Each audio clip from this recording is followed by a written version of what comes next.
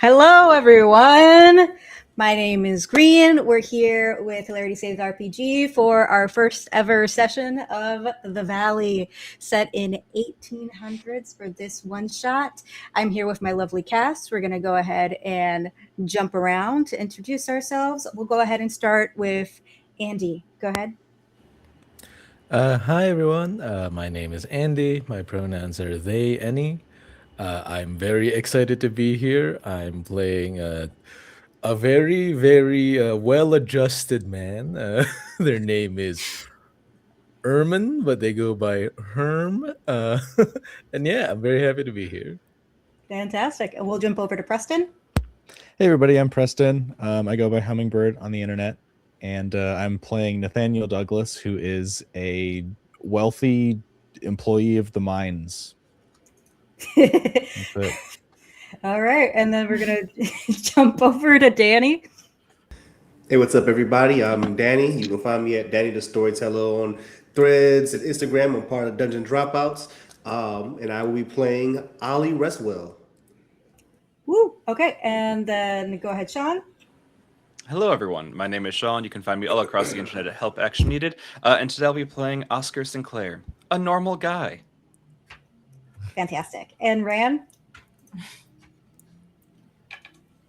Hi, my name is Ren. I use she, her pronouns, and I will be playing Beatrice Birdie Alma. She's a totally normal teenage girl. Correct. Everyone here is totally, completely normal, and there's nothing wrong with any of them. The Valley is a Kids on Bike 2E second edition stream that is a charity stream supporting the Clean Water Fund. It is a story about how civilization has economical impacts and how those impacts might one day affect us in a weird fantasy sense. Who knows? Maybe it will happen in real life. But anyways, I'm Green, and I will be your guide throughout this story. So with that, we're going to jump into Mayweather Springs. The moon never leaves the sky as the sun overpowers it during the dawn, reflecting in the ripples of the hot springs settled on the north part of town. Mayweather Springs is nestled between two mountains and has been an established town now for a few months. But even before officially being incorporated, the settlement has been bustling with its successful lead and coal mining operations. With its isolated location, it still had word spread about how lucky it's been economically, with its success and even the founders being so wealthy. It seems like with the ever-present moon and the oil-slick aurora borealis in the sky, everybody knows about Mayweather Springs. Today, the citizens are buzzing, and it is the yearly first annual celebration of the Shimmering. That is the aurora borealis oil slick that happens, that scatters throughout the night sky, enticing everybody that looks at it. It's a byproduct of the mining operation, and it's something that the town celebrates as a representation of their success. Other than that, it's a typical Sunday morning. And people are just waiting around for the big baseball game where Pleasant Plains is visiting and playing with their home game, and the marketplace getting set up, and eventually for the gathering that's happening at sunset in the cemetery around the oldest tree in town. So we'll open up with this Sunday morning just to see how our characters are doing and what their typical Sundays look like. So we'll go ahead and let's jump on over to see how our lovely mine operations, how they're going. So let's go to Nathaniel. It's about late morning, let's say 10 a.m. What is Nathaniel doing? Just stretching, just out of bed, I didn't need to be at the mines that early, so I probably take the day a little bit slow. I don't even know if I would be going to the mines or if I would just be sticking around in town waiting for the festivities to start happening. But I guess I'll swing by and see if they need anything from me. So just getting ready for the day. I'll probably go there, and then go back into town for lunch. So I'd swing by probably around like 11 a.m. Okay, so after doing all that, you say you have some family members, right? Would you say maybe you see your wife, your kids before you head out and do all that? Yeah, sure. I mean, if the kids are there, yeah, I would say bye to the wife. I'm almost certain my kids want nothing to do with being cooped up in the house, Mhm. especially on the day of the shimmering with the baseball game happening and stuff. They are probably already in town by 10 in the morning. Gotcha. They're So, spread off to the winds. So it's mostly you having a nice, kind of solitary moment, a little kiss on the cheek to your wife before you head out the door. And eventually you head to the mining headquarters. There is the typical run of the mill large crowd of miners who are hacking their lungs off and trying their best to not throw up just from coughing. You see that our lovely medic slash nurse here, Herm, is working on them. It's a regular occurrence. Herm, how are you doing this morning?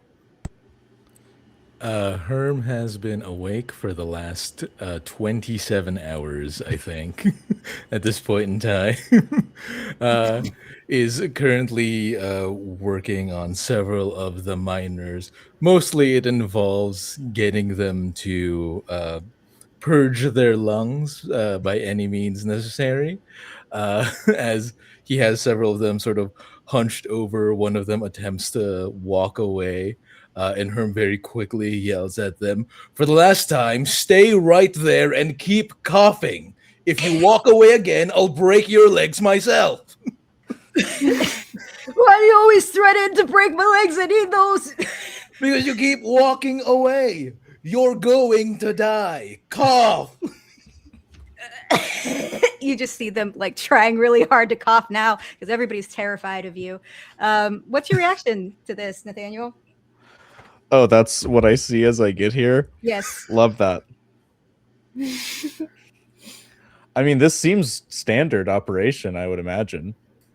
You know? So to the chorus of coughs, I would just go up to Herm and be like, all right, well, anything that you need before I head into town? Yes, I need so many things.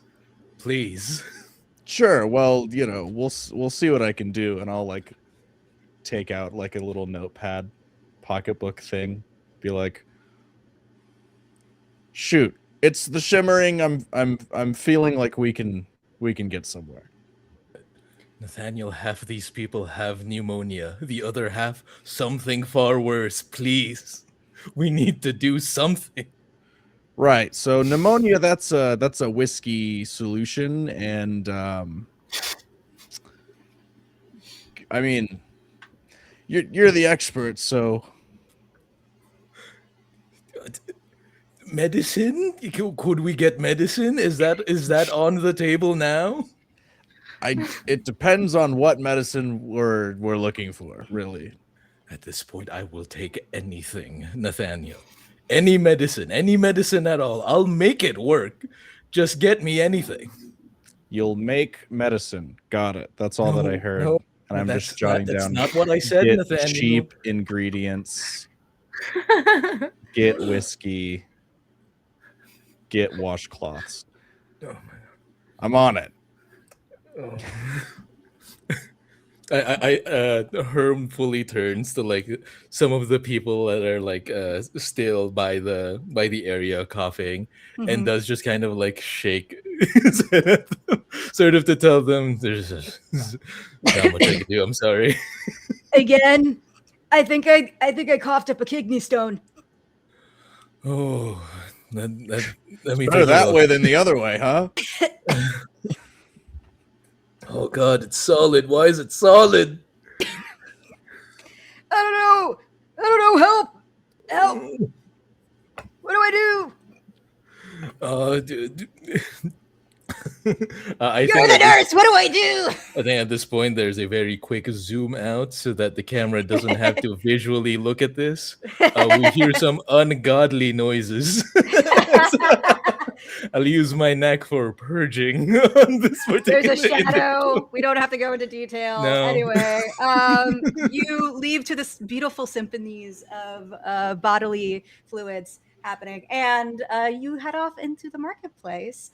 With that, we're going to go ahead and see what's happening at, let's see, the school is currently setting up some extra festivities. So a lot of the students there have been asked to come and volunteer and just help decorate, set up games for the tiny little fair that's happening for the Shimmering.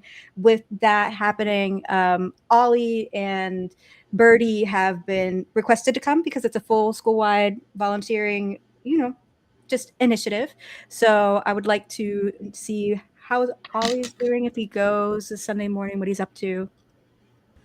Right. So you said right now we are currently at the school setting up, or is it at the location for the Shimmering?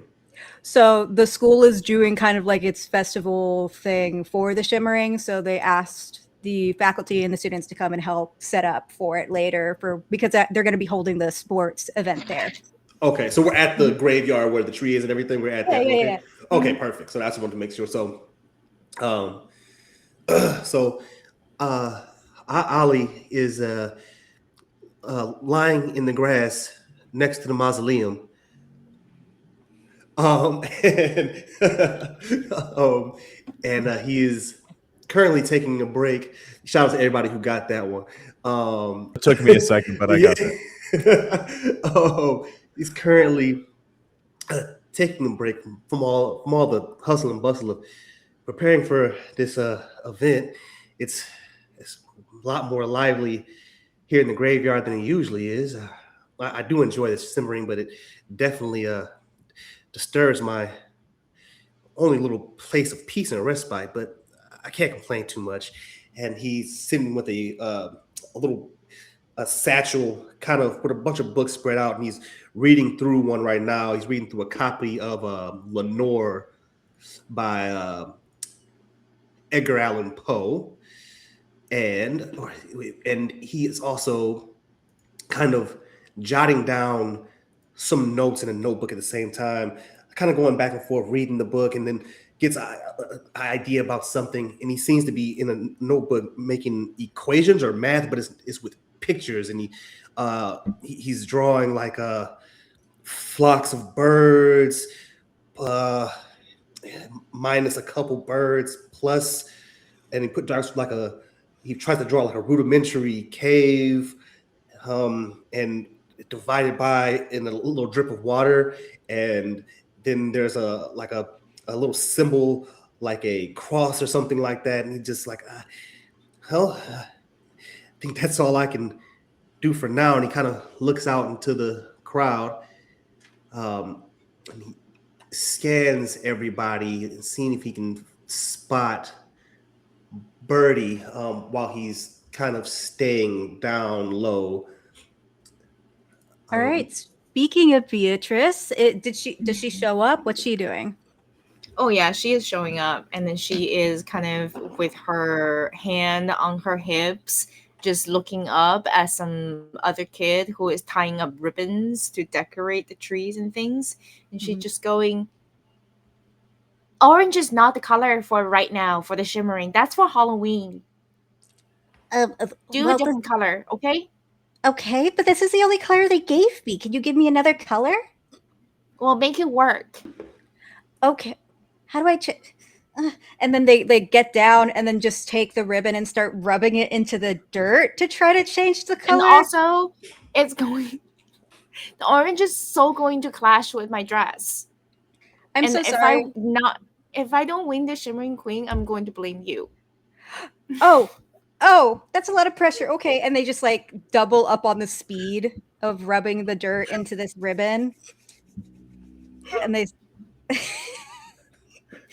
So Ollie, you see this like probably a year younger than Birdie, just like child, getting all dirtied up trying to get this ribbon to work. She's like, I think this brown would work. I think it will work. Ollie kind of raises his eyebrow a bit. He has like little brown spectacles on, and kind of dips them just to make sure he sees what he's seeing. She always is getting into something. He walks over. Birdie, is everything all right over here? Seems to be muddying up her Sunday's finest. Birdie is going to chirp at you a little bit, which it means I expect high quality when I have assistants at school functions. He kind of whistles back and says out loud in regular English, not in whistles. He says, "There is no exquisite beauty with some strangeness in the proportion. I suppose. In other words, if you like it, I love it." Well, this is the final project, and I signed up to be in charge of it. And the teacher is going to be very disappointed if this doesn't go well. Okay, so I'm going to make it work. And I don't know. I think this is going to add to my extra credit because I think I'm failing history a little bit. Don't tell my mom. No. And don't tell of course Max. He thinks I can do everything perfectly, and I like to keep it that way.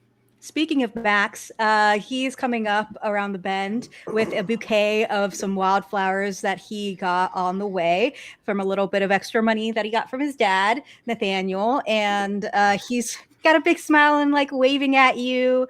And he says, "Hi, look at my future shimmering queen." He's so dorky. And he just kind of runs up to you. Hi. I got these for Is you. this- Oh, did you get a corsage? I thought. Oh, and he like breaks off a bit of the bouquet and just puts it right in like the like buttonhole of his jacket. This works. Oh. Yeah, this is great. She's just gonna like smile really fake. Clearly this is not a corsage, but she's just gonna like pretend to love it. Absolutely. Ollie looks at it.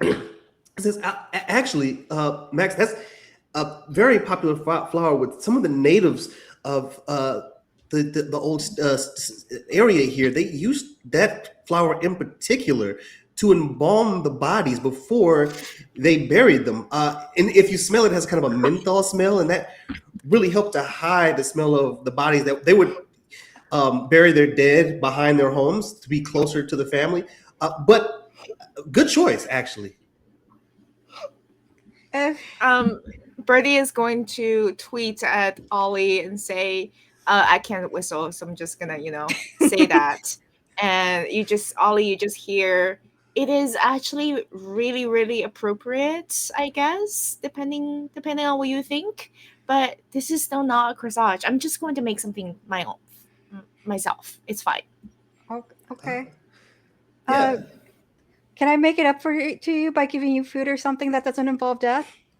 Oh, no. I was talking to Ollie with some tweeting. Yeah. Did I still get you a snack? Yeah. Max, do you know where you can find some, yellow ribbons instead of orange? Because I think my mom has some in her sewing kit. can you get some for us? Because clearly Olivia can't seem to find anything that replaces this orange. Of course, besides dirt. Stupid Olivia. I'll go do that. And he'll run off. And Olivia's already putting up the brown ribbon. He's a strange kid, but you guys seem to have a relationship. You know. Well, I read from a book from somewhere that it's better to find someone who likes you more than you like them.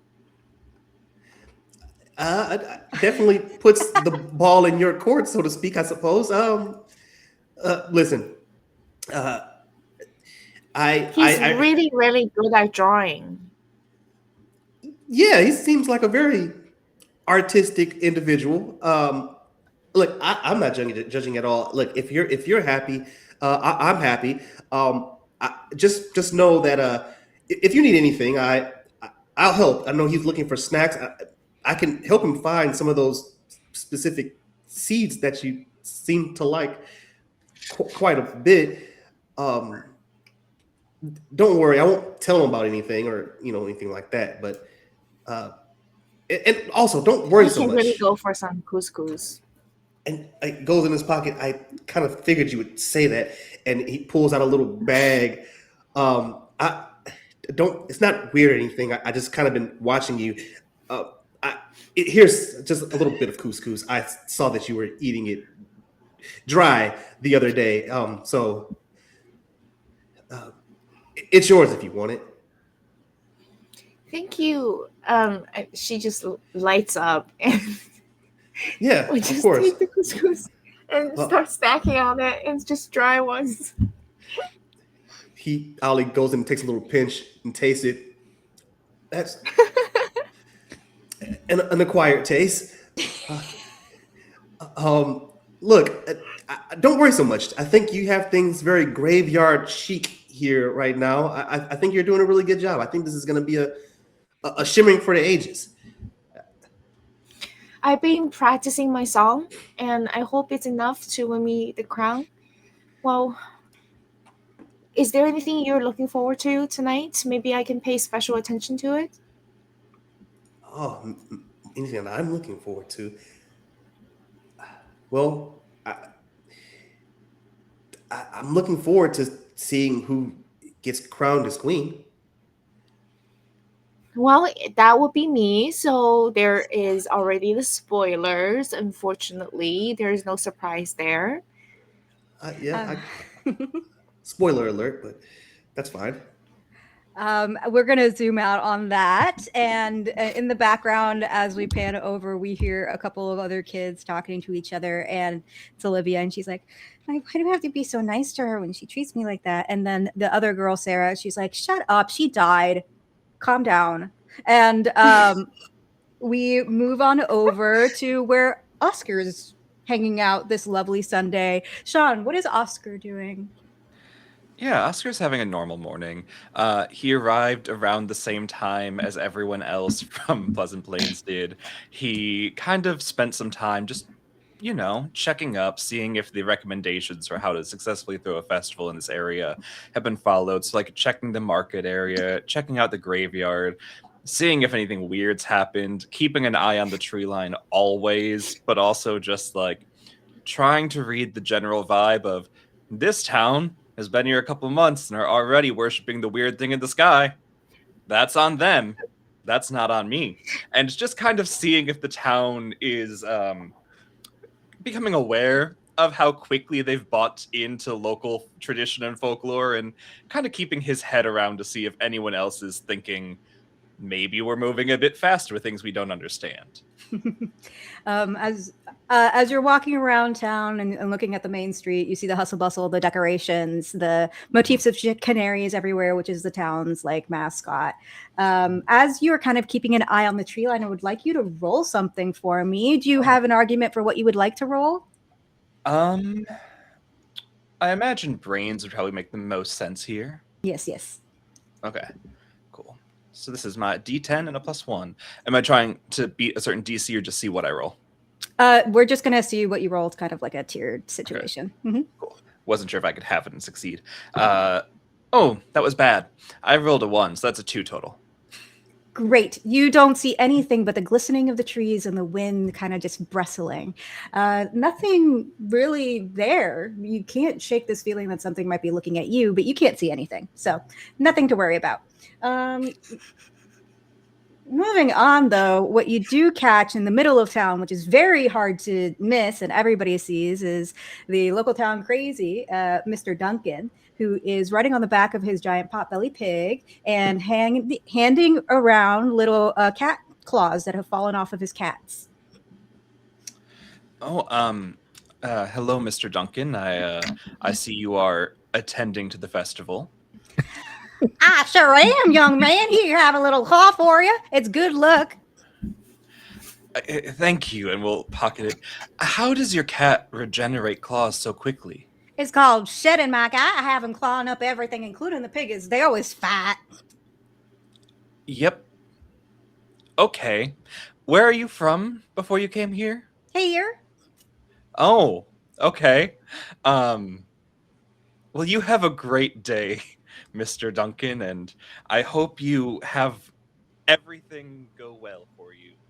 Of course. Have a good time. Yes, you too. Hey, Oscar, Yes? make sure you stay away from knives. From knives. Yeah. Okay. I will do my best to stay away. Any specific type of knives, like all knives, cutting knives, steak knives, Specifically cleavers. cleavers. Oh, okay. Yeah. Well, I got a will bad stay- feeling. Yes. And I'll stay away from cleavers, and the cat claw it'll keep nice and safe. Oh, yeah, you'll be fine as long as you keep on that. And then also make sure you stay away from cleavers. Oh, and do you want to pet Mr. Wiggly? It would be rude not to, of course. Okay, so the pig has this like very kind of it's a very old potbelly pig, so his face kind of like drapes over itself, but he kind of just goes up to you, kind of sniffing the hand, and you can pet him right on his forehead, and he seems to really like it. Oh, well, Mhm. I'm glad Mr. Wiggly is having so much company today. Keep him nice and happy. Oh yeah, of course, he loves the stuff in the sky. He says he's really excited about tonight. Oh, he said that. Yeah, What else did he say? he said to stay away from cleavers. Yes, how could I have forgotten that he's the one that said to stay away from cleavers? Yes, Mr. Wiggly knows a whole lot. Mm-hmm. All right. Well, Mr. Wiggly, it's time to go. Okay, goodbye, Mr. Wiggly. And he And goodbye, Mr. Duncan. and he's on the back of Mr. Wiggly like a little horse, and he starts riding away. And everybody in town has just kind of accepted that interaction. Mhm. What else are you doing in town? I think after that, would attempt to go find one of the sets of people he knows in town. His mind would naturally go to the graveyard because that's where he's been like, maybe we don't do it. And everyone went, but what if we did? And he's like, but maybe we don't. So kind of go see what was happening there. But he also knows most of the people he interacts with and most of the people he's campaigning with would be adjacent to the mines. And so if he doesn't see anyone immediately, would probably head there and just see what's happening there. So the way the town is kind of laid out is that we have kind of like a Y formation in the way that the roads go. So there's the entrance, and then there's kind of like a main market square where you're going to get all your basic shops and stuff like that. There's the singular entrance, it's a train. Then it goes up to a more residential area. It's across from the mayor's house. As you go up, you get more of the mining town aspects. There's a mining camp. There's a business square where most of the mining businesses and buildings are, the bank, all of that. And then there's also the mining headquarters with a big structure in the middle of town that's very close to the cemetery and the mortician's home. And the two mining entrances are built into each of the mountains, both in east and west side. So when you're in kind of like the main market square, you kind of move up into that business center, which is kind of centralized to where the mines and the cemetery is. So everything's kind of all woven into each other. So really, you guys aren't that far apart from each other to begin with. It's kind of hard to not know everybody in town here. So I would say, because Nathaniel just left to go into the marketplace, we probably run into him first if you would like to interact. Yeah. Mhm. Good day, Nathaniel. I imagine you're out doing your responsibilities for the mines and the miners that you oversee? Yeah, well, I'm just going to the market, see if I can get cheap ingredients, whiskey, and washcloths. Cheap ingredients for... Oh, medicine. Yeah, Herm's going to make some medicine for the coughing. Oh, Pretty impressive. Yeah, I did not know Herm was a trained chemist. Is that an addition to your list of ever-growing demands, or is it just something My they picked up? demands. You I are just work there. right. Is it an addition of the company's ever-growing demands for safety, or a choice of Herm's to learn on their own? Well, you know, I don't really know that. I'm sure that was part of the school. Wasn't it that they came here not as an educated nurse, and he kind of just accidented into it? Ah, Also, one from a way or business the other, perspective, they'll wouldn't do it be fine. cheaper just to buy medicine than the concept of ingredients that might not work? I am going based off of what I was told or what I heard or chose to Okay, hear. cool. Well, who am I to stand in the way of progress, right?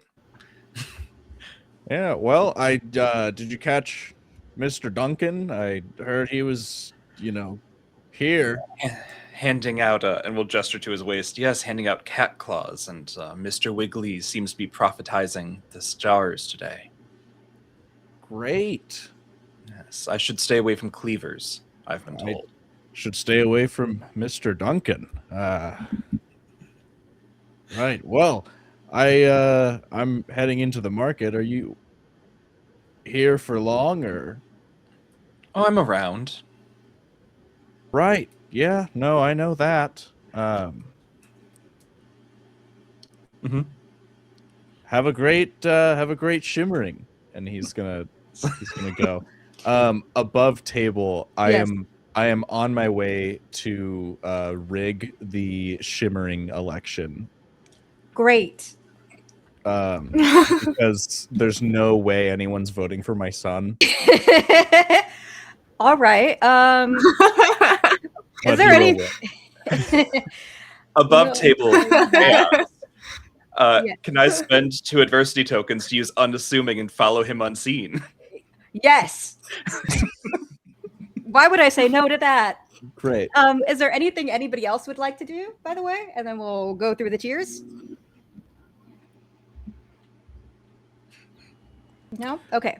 So let's go ahead and jump over to where that voting box probably is, which is going to be in the cemetery. So first things first, you guys are going to see the boyfriend, the father of Rand's Birdie's boyfriend showing up to this place with mostly kids and teachers and trying to figure that out. So I would like to know how Nathaniel's approaching trying to weasel his way into the voting box.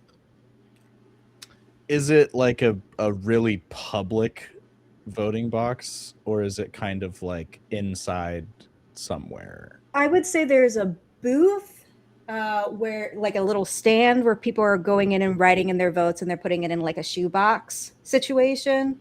It's nothing elaborate, but it is out in the open. So it wouldn't be a giant heist or anything. Okay. Mm-hmm. I think honestly what I would want to do is I would just want to take some cash and write a short note in my vote and then fold the cash up in the vote that basically says this person wins. Okay.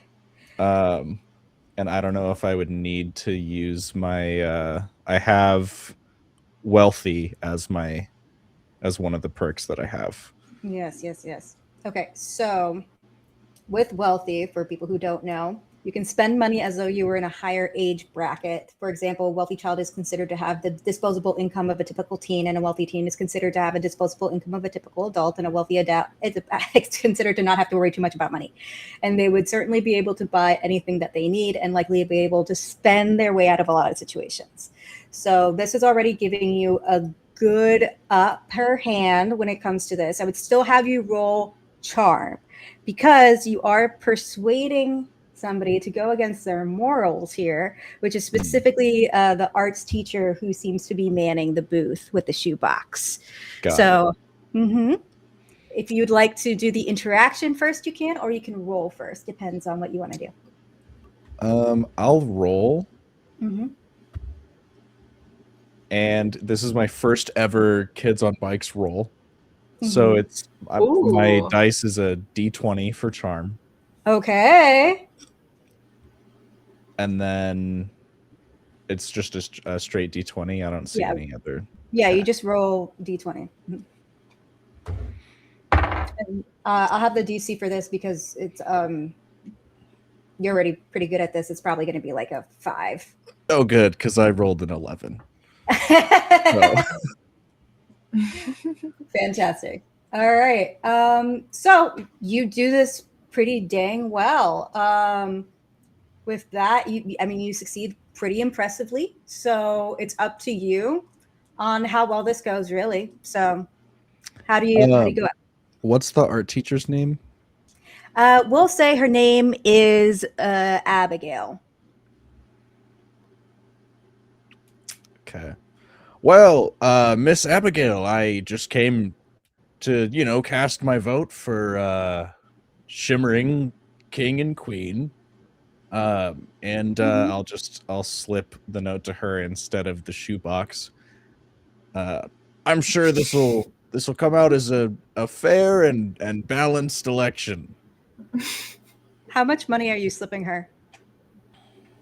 I don't know, like probably $10. Whoa, big spender for 1880. Okay, Yeah, I'm looking up that right now. If you play Red Dead, you know $10 is a lot of money. $10 is a lot of money. Okay, so she gets that, her eyes bug out, and she's like, "Yeah, it's going to be such a fair election. Thank you so much for taking the time to be a part of your community and vote on this wonderful thing that means so much to the kids."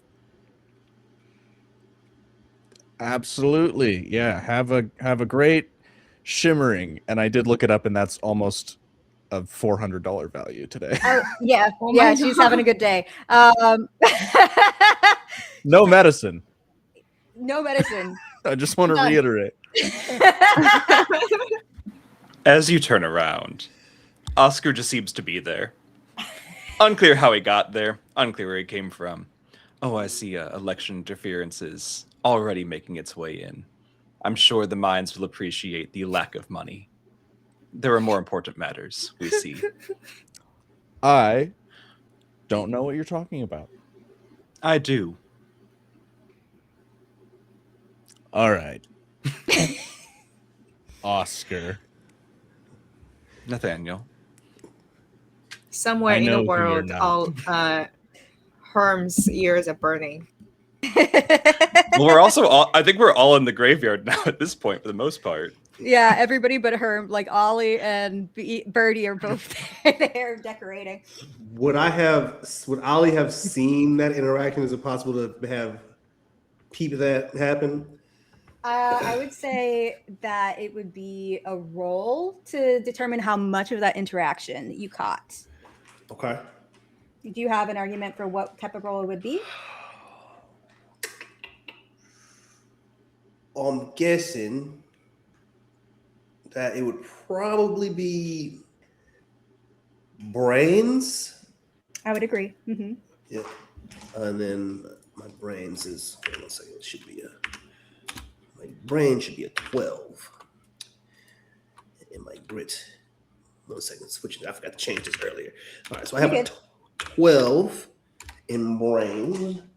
And this will be like a varied success situation since it's kind of like just determining how much of that conversation you caught. What is a There's a D12. Yes, that does exist. It looks like a D20 but broken. Got it. All right, let's see. That is an 11. Okay, that's pretty dang good. So for that, you actually almost got pretty much everything that Oscar got. Maybe not the exact, like you don't know how much money he slipped to Abigail, but you can definitely tell there was some sort of bribing happening and that there's tension. And you caught some of the conversation between Oscar and Nathaniel. So you The definitely least have that. subtle Yeah. rigging of an election of all time. Yeah. Okay. I will as I see that happen, I kind of want to be in that same moment where they go, Nathaniel, Oscar, and I'll pop up to the side. I'm Ali, and I'll say, hi, Oscar, how's it going, Mr. Nathaniel? Do you read much? Do you? There's a quote by Mr. Edgar Allan Poe. It goes to observe attentively is to remember distinctly. Um, just wanted to kind of throw that out there. I don't know if that means anything. Hi, I am to on you. mobile.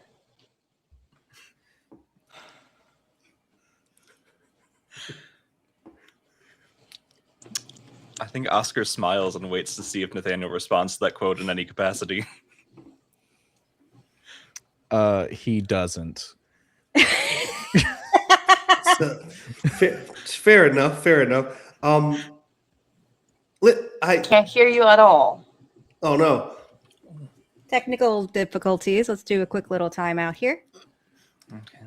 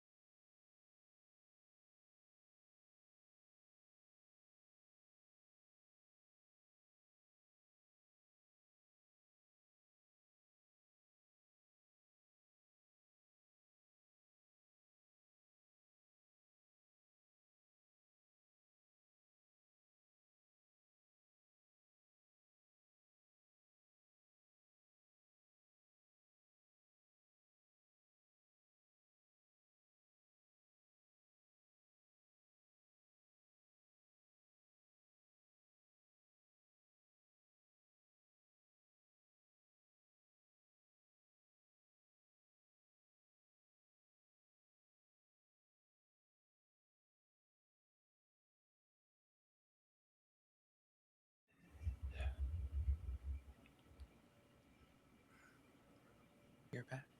All right, guys. Okay, so sorry about all that. We're going to jump right back in. Pretty much everybody is in the cemetery right now, except for Herm, who's still dealing with stuff. Nathaniel just gave the equivalent of $400 to the art teacher, and also got caught creating an election. But what consequences are there in the 1880s? None. They don't have any way to prove it.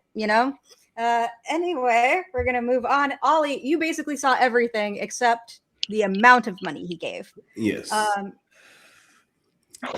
then I would say that if you want to communicate that to Birdie, you definitely can. Okay. Sure. So I get done saying a little ominous quote, and then I kind of say, don't mind me. I really don't care what you do with your money. You can't really take it with you either way. So it's just, I think maybe you should have a little more faith in Max. I'm sure he could have, got crowned on his own. But if he was to find out about this, he might be doing him more of a disservice than helping. Also, I'm not sure how you feel about who would be queen. Actually, never mind. And he kind of just walks away after saying all of that. And as he walks away, he kind of gives a little at getting the attention of Birdie, so she kind of sees the whole thing going down. Yeah, and kind of just awkwardly kind of walks away from the situation. Mm-hmm. So weird with the kid.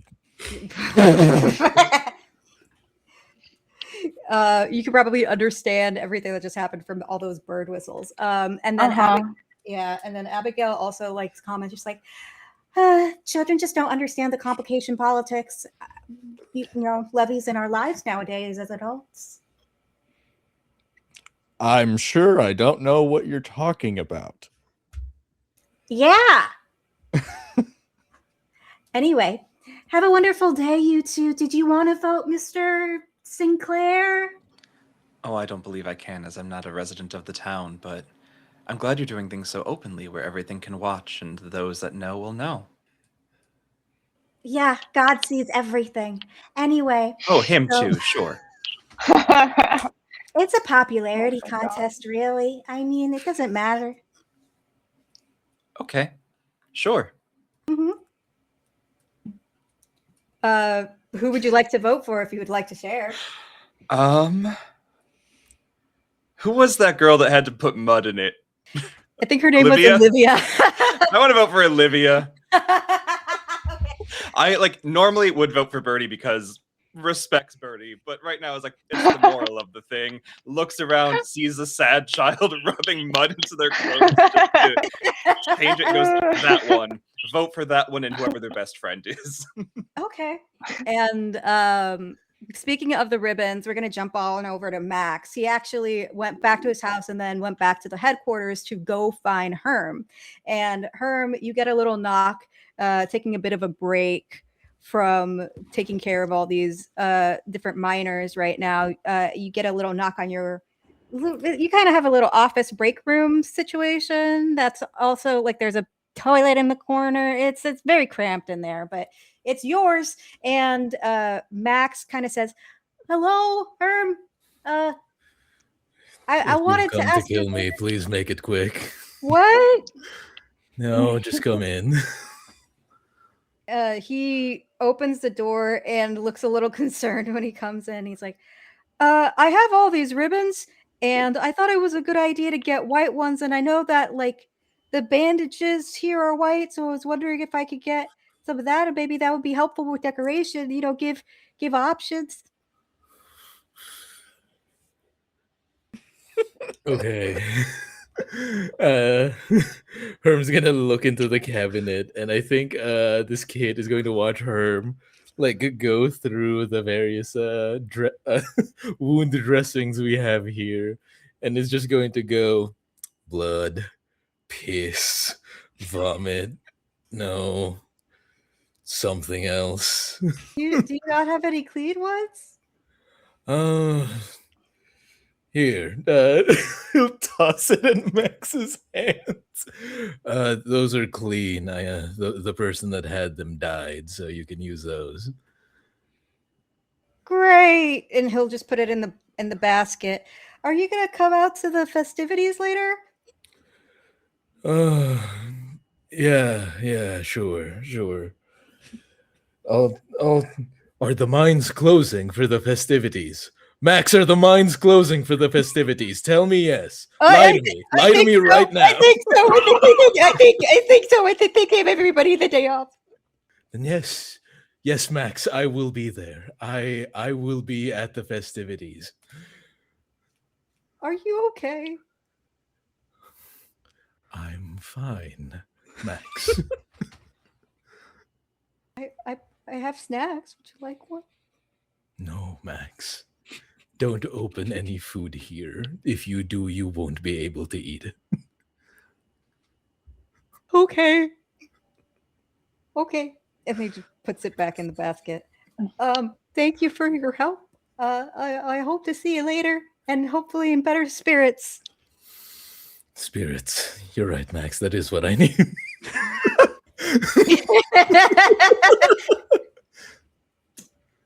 Whoopee. I don't know what that means. And then he just leaves. Herm is gonna grab one of the only things we have in stock here, which is unlabeled hard liquor.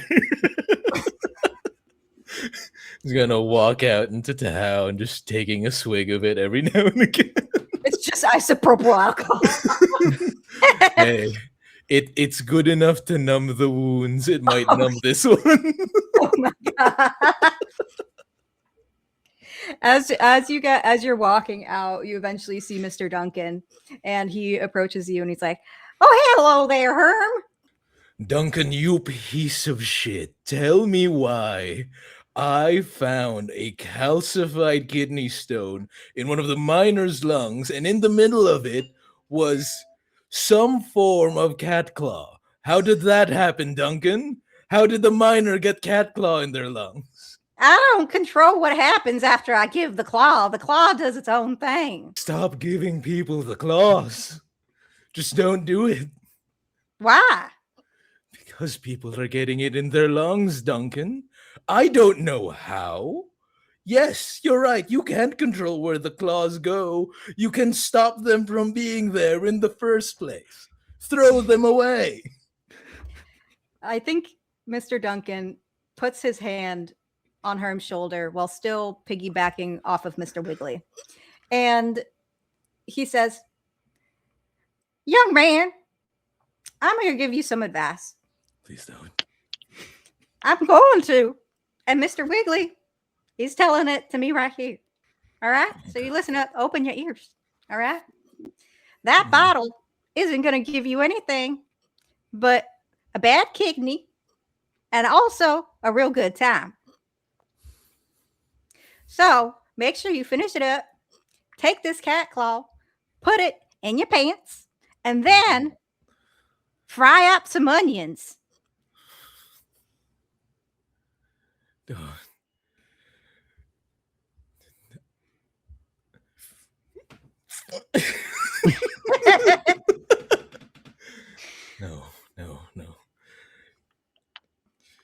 I didn't take an oath, but I'm not gonna do it. I was going to walk away. That's right, sonny. You don't. And he just starts walking away. And do you head towards the cemetery? I think Herm does. I think Herm Yeah. does head towards the cemetery. So at this point, it's kind of the hours kind of pass. It gets later in the day. Things start kind of ramping up. Everybody kind of starts circling around marketplaces and cemeteries, and things are hustling, bustling. As this is happening, the buses from Pleasant Plains start coming in. Buses, it's wagons. And you start to see them in their little baseball uniforms. Instead, the canaries all over the ones for Mayweather Springs. Pleasant Plain has a woodpecker because it's a logging town. And it's a bunch of high schoolers, just like what we have here, Mayweather Springs here. Baseball is a fairly newly invented sport. So everybody's really amped up and excited. And during the halftime portion, they're also going to be playtesting a new sport that actually just came around not too recently, and it is called American football. So there is a subsection team that will also be doing that in the middle, but they don't know how safe it is. So we're going to see how that goes when that happens. But everybody's really excited for it. Whoopee. As things are happening, the marketplace is filled with smells of different baked goods, candies. There are canaries floating everywhere. There's flesh flowers, anything that you could imagine at a regular like festival type of situation. There's even horse carriage rides happening. Is there anything that anybody would like to do while this stuff is happening, or anything anybody would like to look at?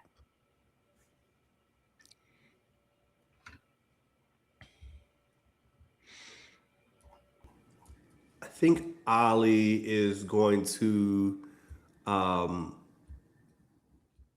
he's gonna fill out his vote really quick for the Queen of the Shimmering, and on it is going to say it's going to write Beatrice, and then he's gonna stop for a second and remember a quote and said that there is no beauty or no exquisite beauty without some strangeness in proportion, and drops it in the thing. And then he's gonna go over to the tree and kind of walk around it and examine it and look at the different decorations on it. And he spends a lot of time around that tree, but rarely sees it in this state. So it's kind of a interesting duality to the centerpiece of the graveyard and the festival on top of it. This is very much like the Dia de los Muertos, I believe. I've read so much about. It's quite interesting. Is there anything strange about the tree or anyone or anything around the tree? So I'll just give this to you. So in regards to the tree itself, the reason why this tree it is so prominent in town, it is because it's the oldest tree. It's right in the center, pretty much where everything is, and it has no leaves on it whatsoever. It never grows any. It's just kind of looks like the skeleton of a very large oak tree that's been there for forever. It marks the town's supposed history of something that will forever withstand no matter what. Everything around it in sharp contrast is lush and green and alive and breathing. Meanwhile, this one tree just happens to be barren, but people take that as a chance to decorate it. So you'll see ribbons and things, kind of like a maypole-esque situation happening with the tree. People will write little notes at the ends of ribbons and hang it on the branches, kind of making a canopy of letters and wishes to the shimmering for the next coming year, good luck notes and things like that. So you'll mostly see people circling around it, putting in their ribbons and writing their notes and hanging those on there. Okay. Mm-hmm. Okay. Yeah, nobody's no kind of odd behaviors or anything that might stand out from the normal festival goers or people hanging their wishes and things. I would like to say, if you want to kind of determine if there's anybody doing anything nefarious, you would have to roll for it with a DC of 10. And I'll have that be a brains check. Okay. Kadoosh. Nope, that's a 3. Ooh, okay, so you don't see anybody really up to anything weird, unfortunately. Mm-hmm. It seems pretty normal up here. The wind is flowing all the ribbons, kind of making a picturesque little colorful portrait kind of there just in the middle of the cemetery, which is pretty lively compared to what it's like most of the year. All right. Anybody else would like to do anything before we start the games and things like that? I think Herm has wandered their way in, and he sees the little whatever signage or poster or whatever there is to advertise the games. Sees the one for American football, and thinks to himself, well, I can't stand to watch most sports. A lot of people get injured, and that stresses me out. But I've never seen this one before. I'm sure this one's perfectly safe. Maybe this one will be good to watch. Fantastic. Yeah, there's flyers that are kind of advertising the teams, and even some team members that are kind of explaining to people how the sports kind of works, even coaches that are riling them up. So it seems like it will be a perfectly fun, safe time. Nobody's going to get hurt. There's a kid in a cast, but who knows how he got that. I'm sure it was injured in a previous occasion. This will be fine. This just sits down. He just sits down waiting for the game. Gotcha. All right. There's like a little bleacher set up there for when that happens. Anybody else doing anything before the game starts? Oscar's just quietly musing to the people around. Isn't it interesting that they invited the Canadian team to the first ever playing of American football? Isn't it fascinating how this town is already staking claims and things that they think they own? Isn't it interesting?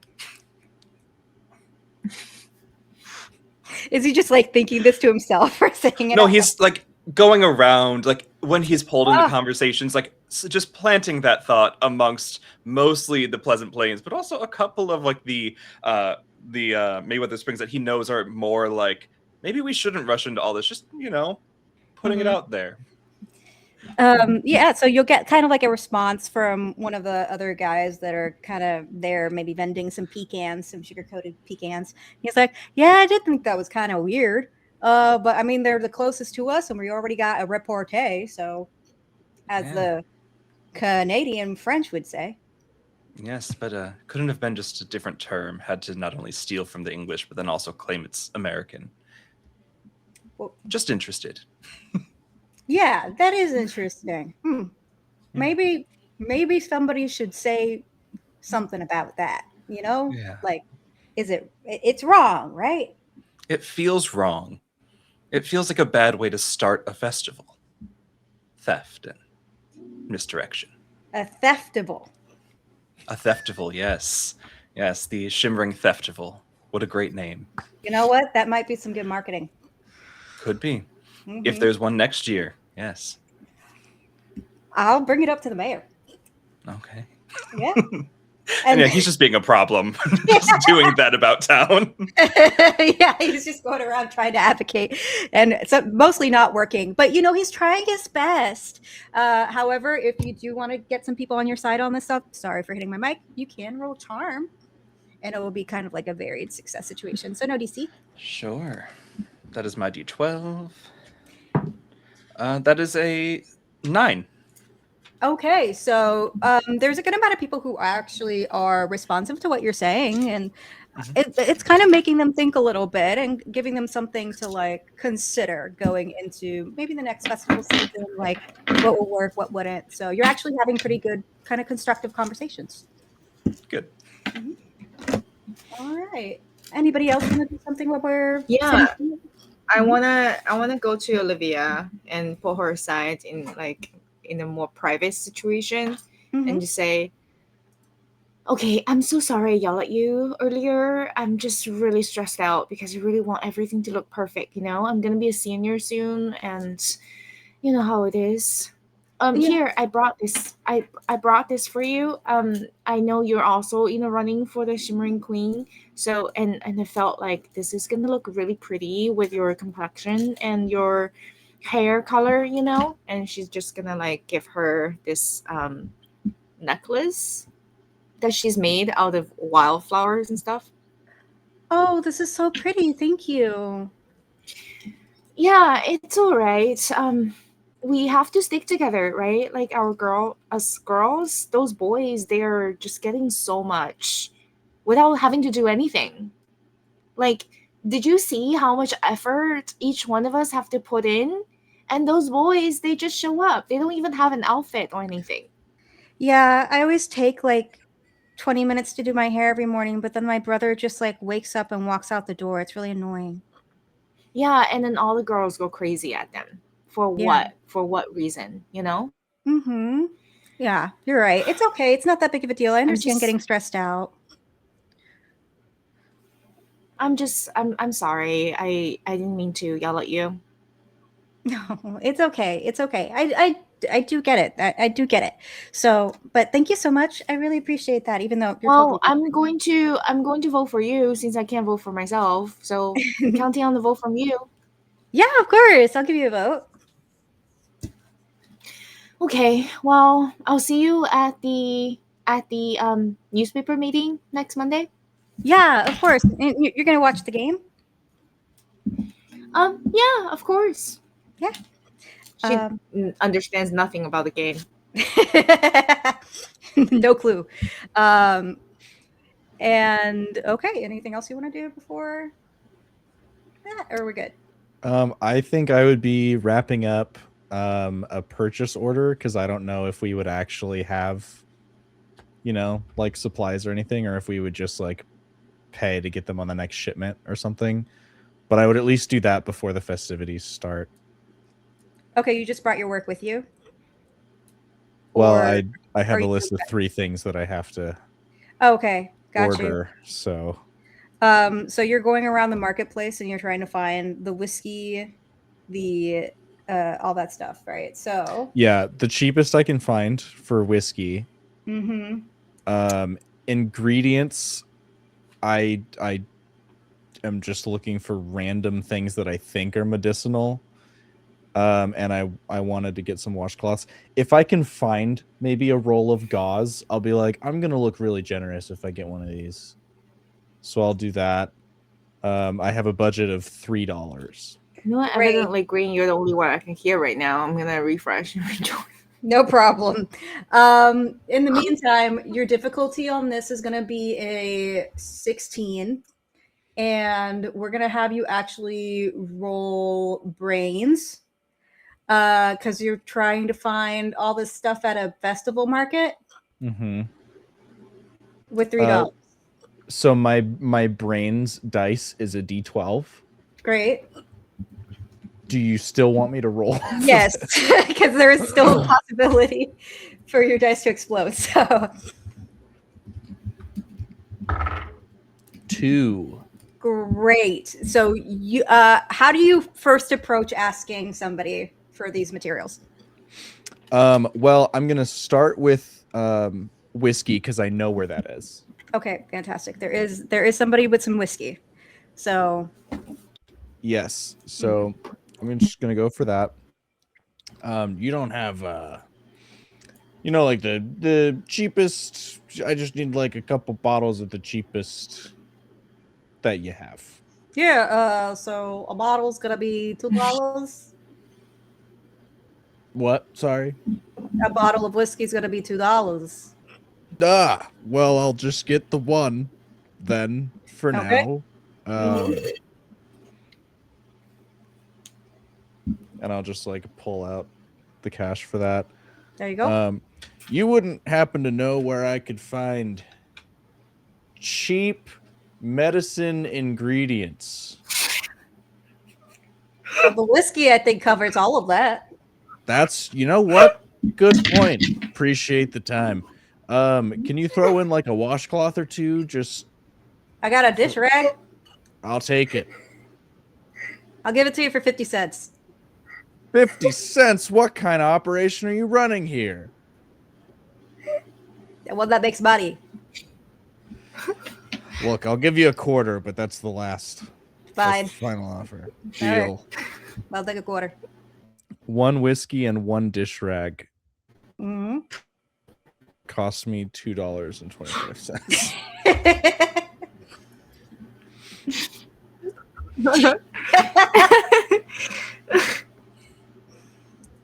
and I'll head towards the gate. Fantastic. Look, I did my due diligence, okay? I went to the bar. Great. As you guys are walking to your respective spots to get your nice little watch like seat for the baseball game, the cemetery is kind of surrounded by a wooded area near the mountains. It kind of has this almost proscenium type of horseshoe-esque shape to it, where three sides of it are kind of covered by these crooked mounted walls. And specifically, Birdie, you kind of hear something in the distance, and I would like you to go ahead and roll me something. Let's say the DC is 8 with your flight check to see how quickly you can spot this. Okay. Mhm. Just reopening my sheet real quick. What is my flight? My flight is pretty good. It's either a D10 or a D12. Yeah. Oh, and I just rolled a 10, so it's exploding. Ooh.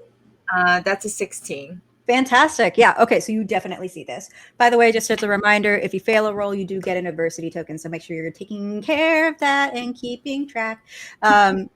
Okay. With that high of a roll, you smash that DC. You do pretty well here. So, as you go and find your seat in this benched area for the baseball game, you do start hearing a familiar type of droning that you heard coming from the mines in a previous life. And the difference, though, is that this is not in the mines and this is close and a little bit more guttural. And it doesn't seem like anybody else can hear it at this point in time. When you follow the sound and kind of go with your eye lines across the wooded area, you eventually see, unfortunately, not a creature, but the remnants of something instead. It is claw marks on a piece of wood from a large tree that looks like it could be about 3 inches deep into the bark. Slashed across, and footsteps that could withstand about 8 feet in size, trailing away behind it. What do you do noticing? That's suddenly entirely like 1,000% more interesting than sports. Like boys hitting a sphere with a stick. So she's immediately gonna like just go towards that direction. Okay. Do you take anybody with you, or are you just going straight there by yourself? I think if Ollie is within eyesight, she's gonna like tweet at him and say he would just hear something is interesting and morbid in the woods. Want to come? Ollie's gonna hear the whistle and he's gonna reply with "Ah! Ah!" and the sound of excitement, and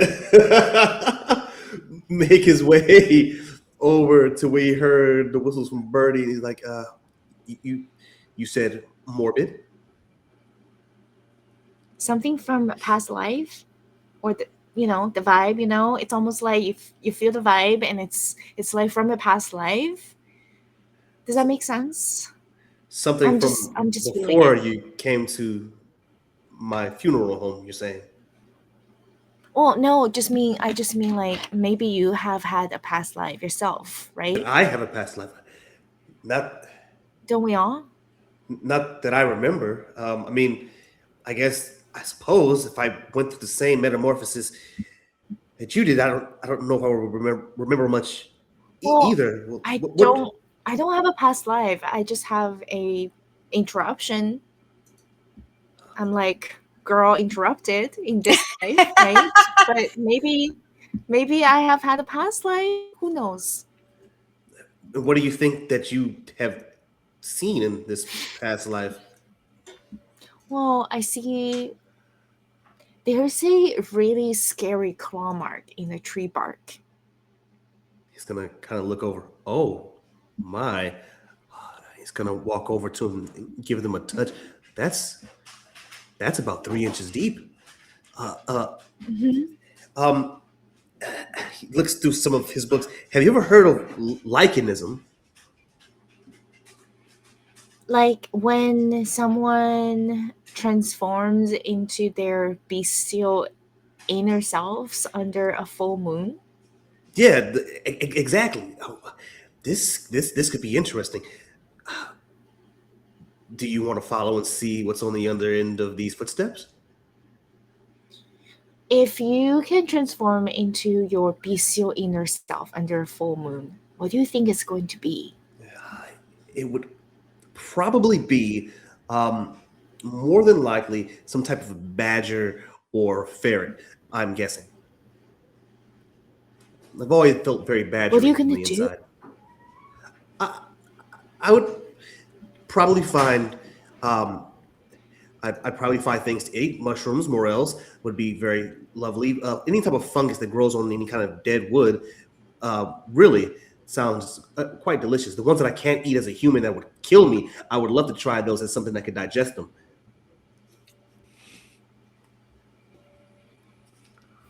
I think I want to be a wolf. I definitely would have expected something a little more avian, but you know, a wolf, definitely. Well, I don't know. I just feel like if someone pisses me off, I'm just going to bite their face off, you know? Like as a wolf, you can do that. But as a bird, you're a little small. You can't really do much. He touches on the claw marks. He kind of looks at. Did you do this?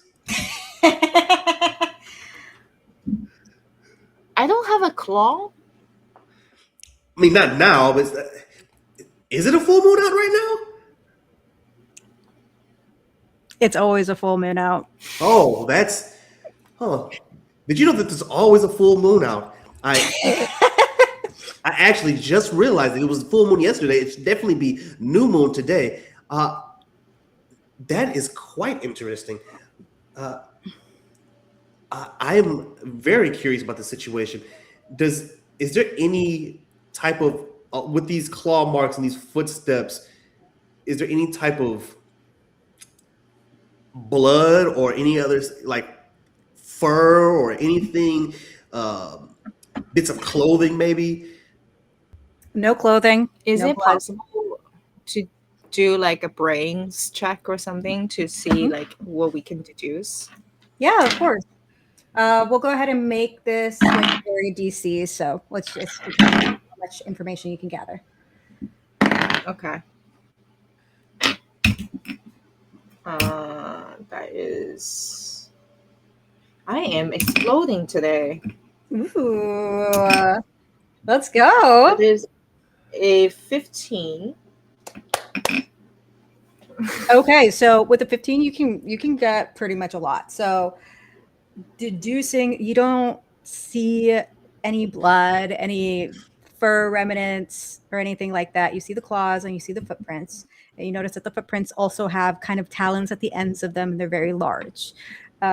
Without any fur, you can also think that this creature doesn't have any fur, if at all.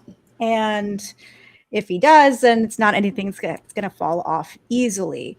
It does seem to have the footprints going into the direction of the mountains and then disappearing about a few feet away with a broken branch on one of the trees around where it disappeared. How many claw marks are there? Right now, it's just the one tree, and the claw marks are 3 individual marks. 3 individual marks. Mm-hmm. Right. Damn, to be honest, I was really kind of excited about seeing this football game. Did you know that they play it with a ball made out of the skin of a dead pig? It is quite interesting. And then the baseball one, they use this stick, it's very reminiscent of a bludgeoning weapon that could be used to cave in somebody's skull. I'm interested in how they would use it in a sporting fashion, but this seems much more interesting. All right. In the meantime, while this is happening in the marketplace, as people are moving to your seats, I will also say we're going to go on break. Oh, I wanted to Mhm. ask. So with that 15, do I see from this tree any poison material that Birdie is constantly interested in? The cemetery kind of has a lot of Like ivy. poisonous mushrooms? Yeah. The cemetery tends to have a lot of ivy all around it, so the kids don't like they're told to stay away, and there are some mushrooms that but it's about that time of year where there's going to be mushrooms, and there's a variety of different ones, but it's not Okay. necessarily connected to a you can't tell if this Yeah. animal is attracted to this tree because of the poison mushrooms. They just happen to be there. No, I understand, but she's just interested in poisonous mushroom in general. So Yeah. she's just gonna start cutting a little bit and shove it in her pocket. Oh, perfect. Great. Now you have that in your inventory, so just make sure you keep track of that. If I turn to a badger, I would definitely like you to feed that to me. Just keep one. Oh, these are poisonous. You wouldn't want me to kill you, right? Not unless I turn into some type of were badger. Then I should be fine. All right. Well, no, I actually like you a lot, so I wouldn't want to kill you, even if you're a were-badger. And somewhere in the distance, Max sneezes, wondering what is being talked about. And with that, I'll say, as we're going through the marketplace, we're going to go on break soon. Right before that, I will say, Nathaniel, as you've been walking around with an extra little bit of 75 cents in your pocket, you do see something that seems to be drawing you in. It's this odd shaped kind of deer antler-esque knife that looks like somebody forged themselves. The handle is a deer antler, and the knife itself seems to be made out of the antler itself, kind of like a bone. It's very interesting looking, and somebody just has it out on display for an antiques kind of vendor. And it seems to be kind of like just drawing you in a little bit, like a little bit of a vibration.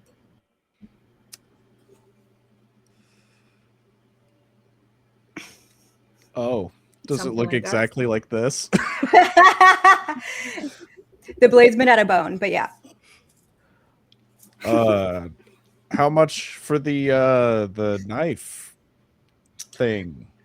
Suddenly, Mr. Duncan turns around and he says, Oh, sorry for you. Mr. Wiggly, how much do you think it would cost him? And the pig snorts and he says, oh, for you, it'll be free. not gonna question that. I'll just put it with the cat claw. Good man. Enjoy. Yeah, I'll pocket that warily. Mm-hmm. One of my sons will probably like it, I think. In the meantime, with that, we're going to go on break. So thank you guys. We'll be back in about 10 minutes. Okay.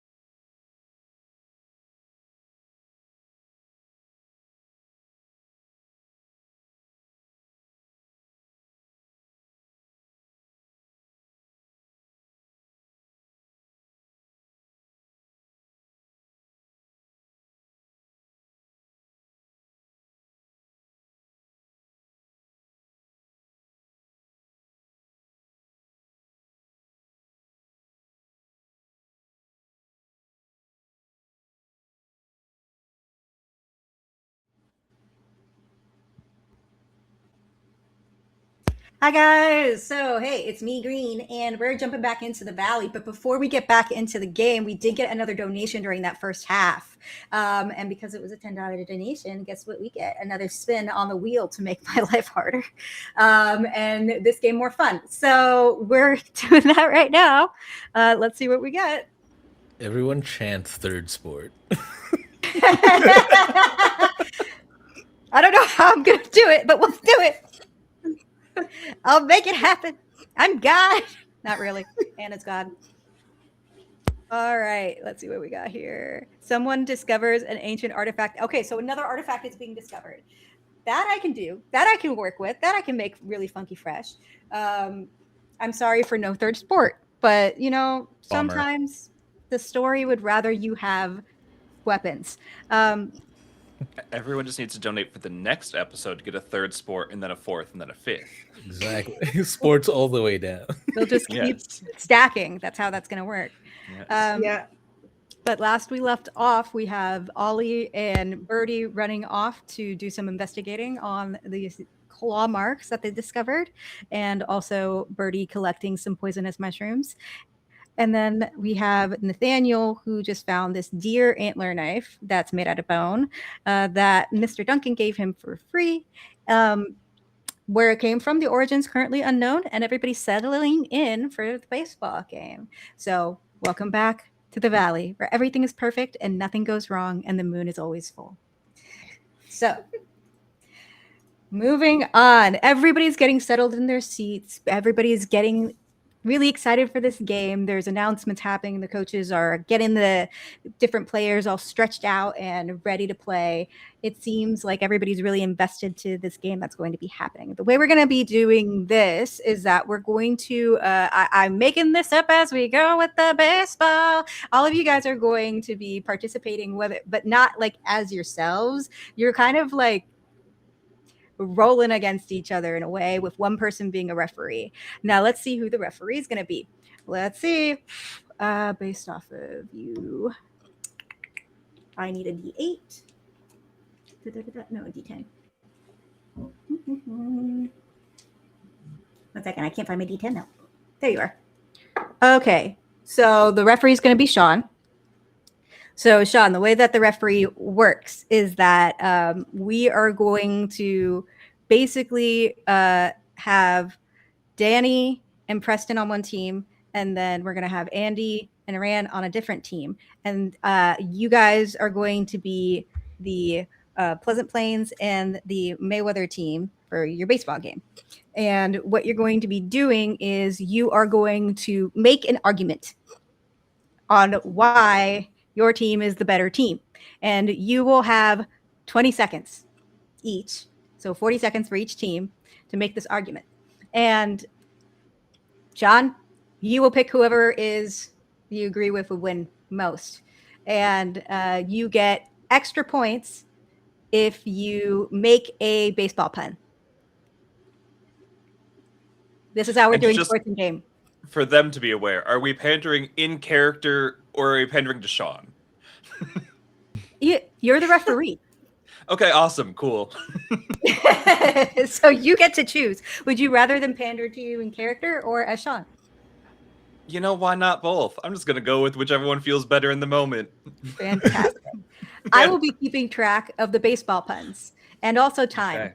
So who would like to be the Mayweather Canaries? Whoever raises their hands first gets to be the Mayweather Canaries. Okay, I saw Ran. So the Albas are the Mayweather Canaries. I have to. I'm going to put 40 seconds on the clock. All right. And your time starts now. Okay. Wait, who's going first? The Mayweather Okay. Canaries. Okay, I guess we're just going. All right. Consider this: the Mayweather Canaries have been exposed to lead poisoning their entire lives, and under that base is they must have increased constitution with which to run the bases. They're battling far greater foes than just a game of baseball on a regular basis. So, who's to say that that wouldn't apply here? Most of them probably also work the mines, a very physical job that would give them fairly strong physical bodies. Which The Okay. lead in their veins make their skin shimmer and adds more leadership because of the lead. And every single one of our players are super hot because of all of the fires and brimstone are underneath the earth. And I can assure you that each one of our players have reached a first base with their partners sooner than the other team. All valid arguments. Many things to be considered from the Canaries. Thank you very much. I believe they got 2 puns in there. Yeah, the base pun and the first base pun. Yeah. Okay. All right, now it's time for the Pleasant Plain Robins' turn. You each get 40 seconds. Starting, whoever wants to go first between Danny and Wait. Preston. We're the robins or we the woodpeckers? It matters. Woodpeckers, I'm sorry. Okay. Yeah. That's my bad. Do you want to I go forgot the first, or bird. do you want me to go first? You can go first. Okay. Okay, 40 seconds starting now. All right, now this might be a little out of left field, but yes, they're strong because they work in the mines, but also with that collapse, they barely got dug out. So they're probably weaker because of all the chemicals. Our kids are out chopping trees down all the time. Healthy, fresh air, you know? So I don't know really what else to say. I've been banking that those 2 puns are going to carry me through this. So I'm in there. I got you. Go ahead. Whole team full of lumberjacks, big burly chested dudes. They came in with logs. They didn't come in with baseball bats. Hands are so callous. They rub bats down out of the log. Each individual person has their own individually rubbed down bat. When they have a saying when they come in, they cuckoo-ca-choo, motherfucker, and they knock. That's when they hit the ball, hit the home run. The bird gang, bitch. Then it's and then they don't worry about first and second because they're always gonna make it home. You know what I'm saying? I had some other stuff in there, but yeah, that's all I can pull out my ass right now. Save for next time. Okay. Wow, I have a lot to consider here about both teams and their lack of abilities to be alive. I think we got 3 puns from the woodpeckers. Collectively, 3, yeah. Yeah. Okay, and how are those points factoring in? I was thinking slide is it anyway rules where it doesn't actually matter. Okay, cool. So logistically, I'm just gonna put this all out on a logistical plane because I don't know what to do with any of the information presented with me. One, the lead poisoning would severely weaken your team, and it would be bad. And the fact that there's something glowing in their blood honestly makes it so much worse. But on the other end, you've described a perfect football team. Lumberjacks can't run for shit and are definitely not outrunning the team of malnourished, smaller miners who are used to running from a collapse. So, You don't need to run when it's all home runs, baby. We can walk that down. yeah, sure. But they're also hitting with logs instead of bats, which are, even in this time, out of regulation. So I feel like, unfortunately for Oscar, because he hates to give anything to the Shining People, it would have to go to Mayweather Springs. Okay. The boys with the shimmering blood don't deserve it, but hey, Canada didn't know how to play baseball either, I guess. That is the fastest game of baseball I've ever witnessed. Wow. See, it's here's the thing, right? Like, you don't need to be good at baseball. You just need to be less bad. Yeah. We just need to make sure the other team always cheats. And But breaks also, with the regulations. predictions you just gave, there's no way Mayweather is winning that football game. No. There's probably no way half of that team is walking out of that football game. Okay, so you hear the cracking of wood as the balls hit off into home runs, and there's several innings that pass. The Woodpeckers are doing their best, but to be honest, they've been so focused on football that they forgot the rules of baseball. It's a new sport. Everybody's trying. And the Mayweathers basically just have the fact that they know the rules on their side and the fact that they're smaller, and so it's harder to catch them when they're running. And with that, the Mayweathers win the baseball game, which is the first half. This is new baseball. There's not two things. They just win the whole shebang, and then they're going to do football afterwards. So you hear the cheering as you go off into the woods to investigate the claw marks. Is there any reactions to this rousing cheer for your town? Boo! You stink!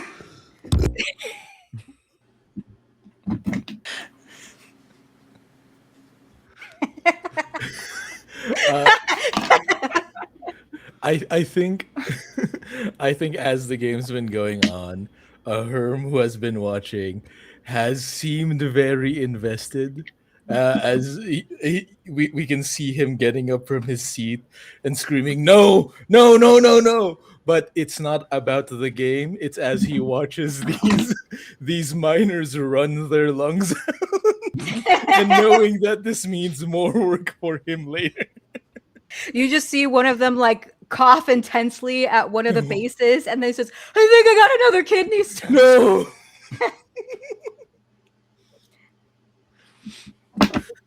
But the first game ends. They move on to the football. They split into the different things. You see the line of scrawny, effervescent, glowing miners on one side, and these giant monster truck, tree trunk guys on the other.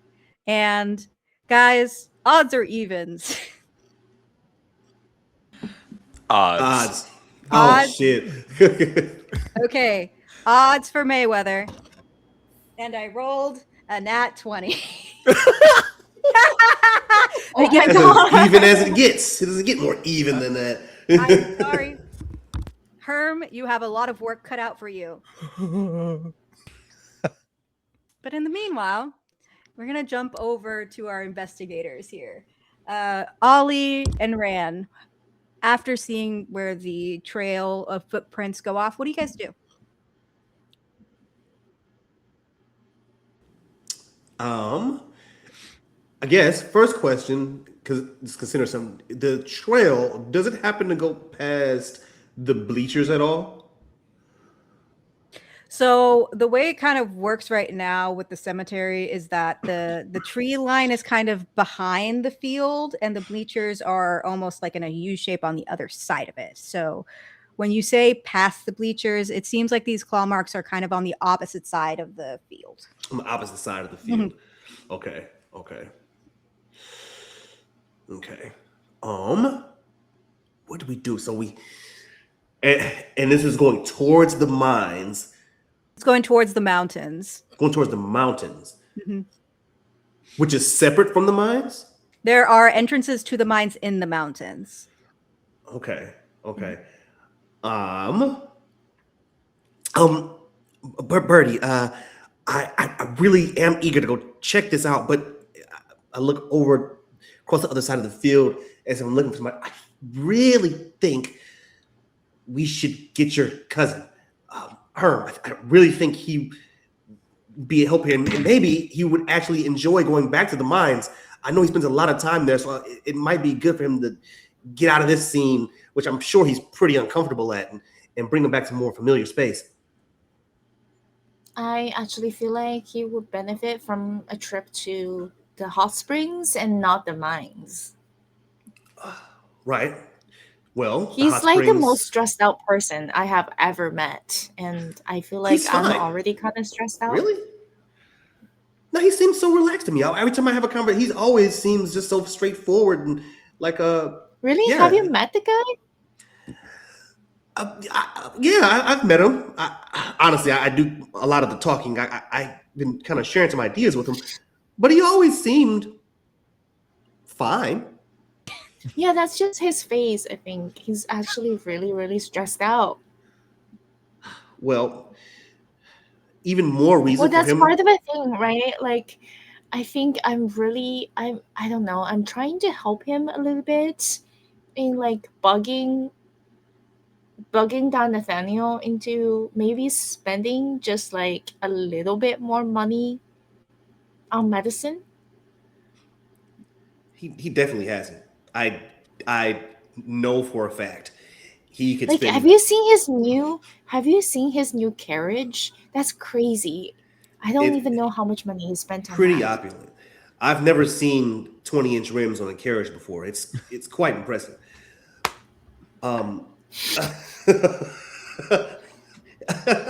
Can't take it with you, but man, you can go out with a bang. Uh, I really think. Look, the hot springs are also towards the mountain. So I mean, we're not sure if this is going to the mines or the hot springs. But I know that Herm probably knows the area better than we do.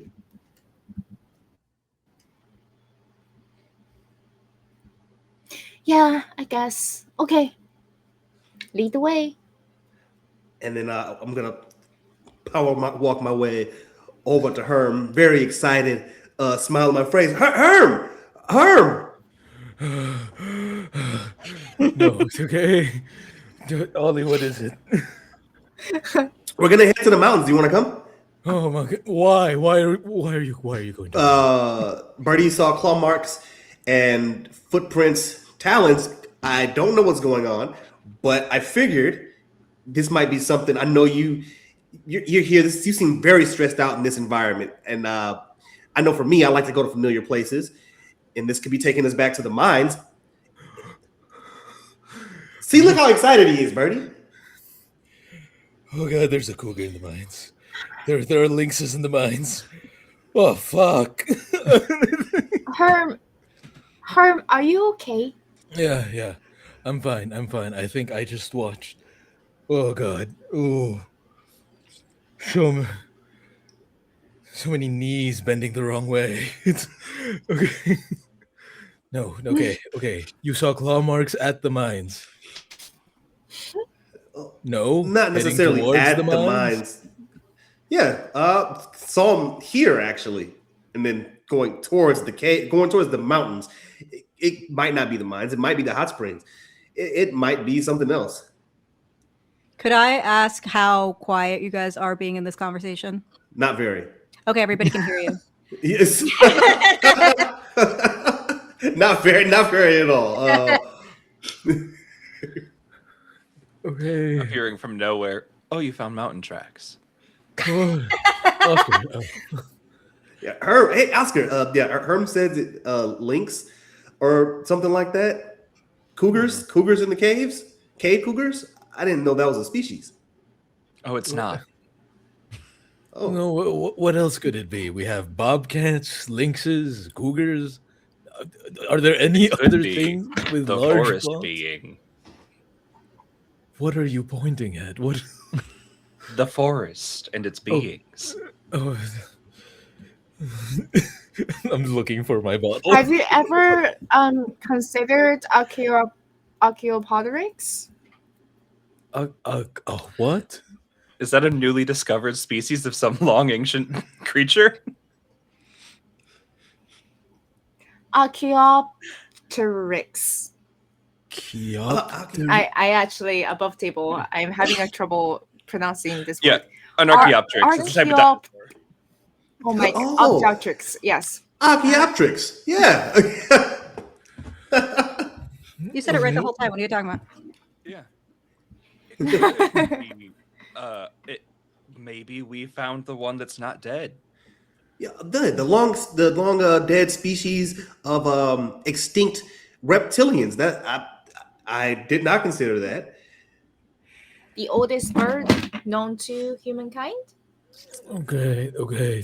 I'm going to go grab Nathaniel because we need someone to grab whatever creature has entered the mines and drag it out, and he's not gonna hire someone unless he sees it happening. That is Nathaniel. Are you sure? Are you going to drag him? Do we really need someone who is completely useless in the mine? I know he's completely useless. I'm well aware that he's completely useless, but he's the only one that can pay someone to go down there and grab that thing. I'm Okay. sorry. I'm sorry for yelling, Birdie. I'm gonna go grab Nathaniel. Nathaniel, what are you doing? I'm straightening Max's tie and then readjusting the thing Mm-hmm. and then making sure his collar's straight. And I'm gonna like pat his face a couple times and then be like, okay, go away. Okay. He walks away. Nathaniel, You just hear Nathaniel, her. come with me right now. Oh God. What? No, people saw something going into the mines, and I know you're not going to pay someone to go get it unless you see it there. Just come with me. We'll look. You can go back here after.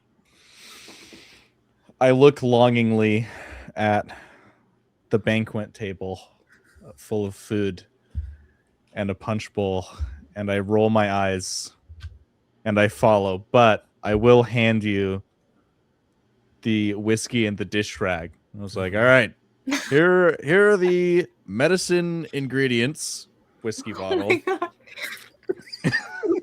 And I got this. It's a rag to help clean things. Look, I was pressed for time. It's the festival. What do you want from me? I want. Never mind. Just walk. Please, just walk. Can I ask where you put the deer antler knife? I probably would have just put it in like an inside coat pocket or something. Mm-hmm. Because I plan on probably giving it to like my oldest son, who I have not talked to yet. So Fantastic. When you approach the rest of the group to start making your trek down into the woods and the mines, Birdie, you would be able to see it sticking out of Nathaniel's pocket, and you realize, hey, that's yours. She just runs to him and say, "Hey, that's mine." what are you talking about? That, and she's just gonna go grab it. And he'll like try to grab at it, but also is probably not incredibly concerned at now lacking a bone. So his tastes are a little bit more refined. He just thought it was a cool mountain thing.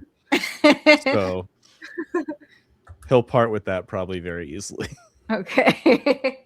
Where did you get this? Did you steal it from me? No, why would I? You have nothing I want. Why would I steal from you? I got it from Mr. Duncan on the pig. Did Mr. Duncan steal from me? Did Mr. Wiggly How steal would I from know you? that? Well, you're in charge of so much in this town. Of course you know. I'm in charge of tunnels. Tunnels? The mines. Just really expensive tunnels. I don't know. I don't keep track of what Mr. Duncan does. He rides a pig. Hello, tracks. Possible wildcats in the mines. Okay. So with that interaction, do you guys just start going off to the direction of wherever these tracks left off? Yeah, I mean, I'm just following along from here for the ride, you know. Who do we feel like is taking lead? I'd assume Ollie and Birdie, right? Yeah, we'll probably go to the spot where we found the markings, show everybody that just so they can kind of get an idea what we saw, and then we'll start Scooby-Dooing our way. We walk in the kind of stride of teenagers who think themselves as immortal. Nothing can stop you. As you kind of like are making your way of that direction, you realize it does kind of just lead to more of the northern part of town, and then eventually you start seeing a couple more broken branches as you are traveling, and that kind of gives you a little bit more of a indication on what direction you were supposed to be going. And it seems like it's leading past the hot springs. You have to walk past it to get to this situation, but to the western part of town where the western mine entrance is. And I will say that you're about 2 hours away from the announcement of the shimmering king and queen,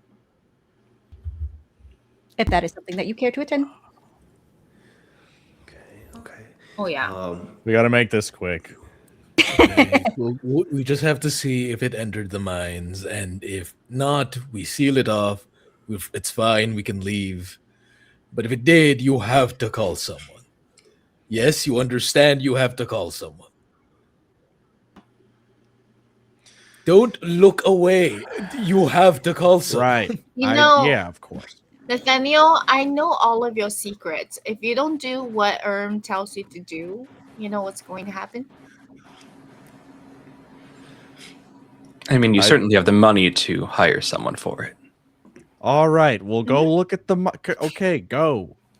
We'll look at the mines. Okay. So you don't see any obvious indication right at the entrance. So you will have to kind of like walk in a little bit to see if this is actually a creature that has gone into the mines, since everything else has just been broken branches on the way. When you go in, because the mines are currently shut down, there's no other workers there. They did so graciously got the day off to attend the shimmering. None of the lights are really there. The canaries aren't in there right now. Instead, what you hear is kind of like chittering of different animals in there, and the ambient kind of echo that it is a part of the mines itself. As you go in, it's fairly dark. What do you guys do in regards to light as you go in?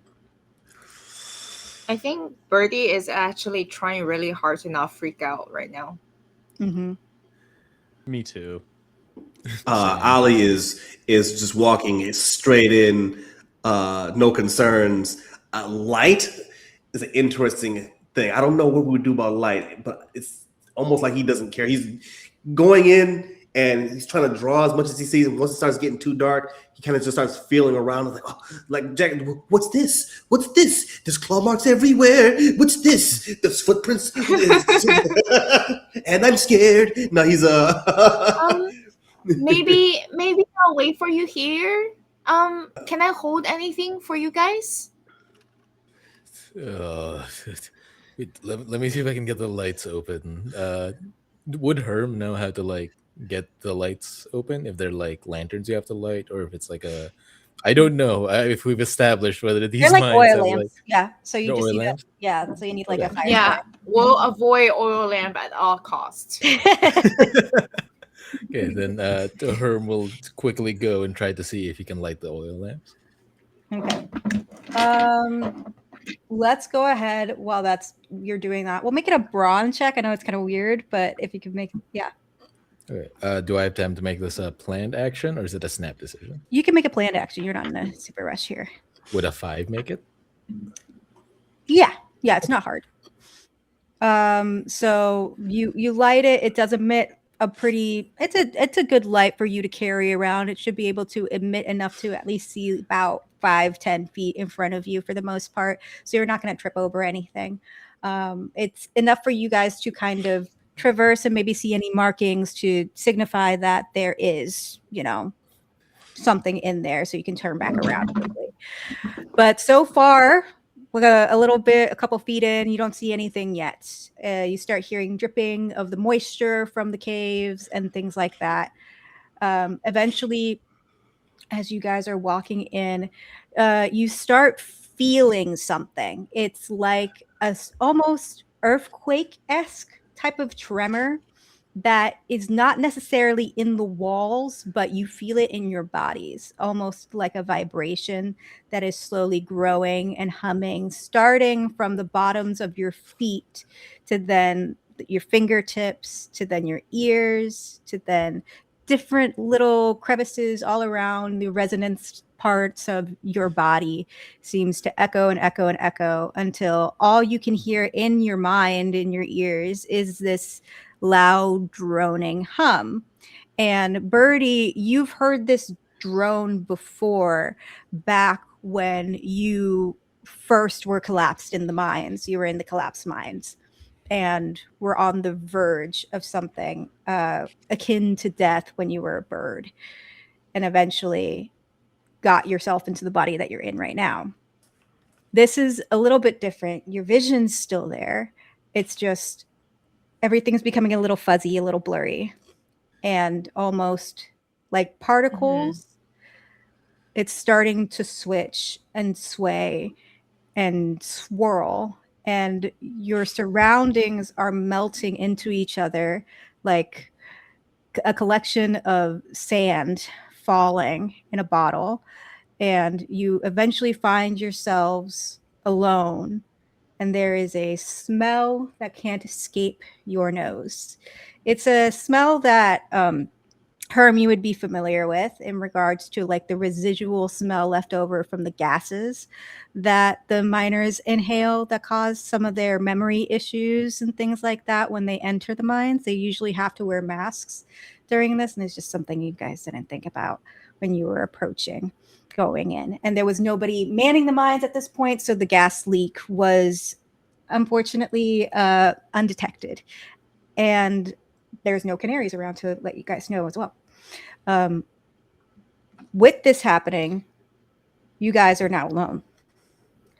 And the first person that we're jumping to is Preston. So, welcome to Scary Nightmare Time, which is a roll from our wheel. Each of you are in your own little kind of mini mind break right now that's being caused by this gas. And I would like to ask Nathaniel what he would consider to be the worst possible thing that could happen while being underground.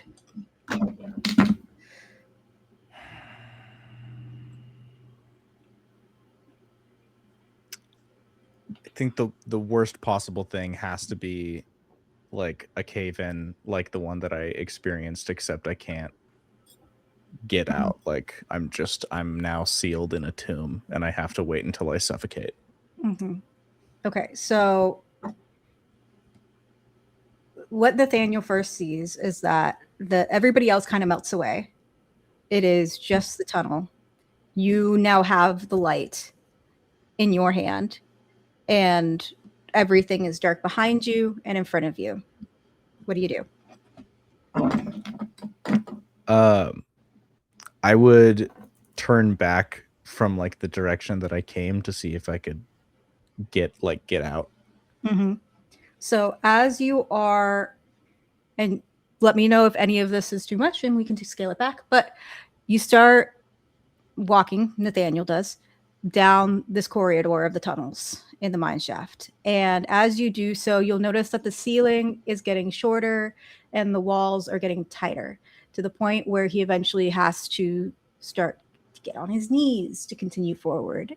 And he needs to eventually start crawling up to the point where he is now unable to even barely bring his head up. It's like he has to snake through this passageway.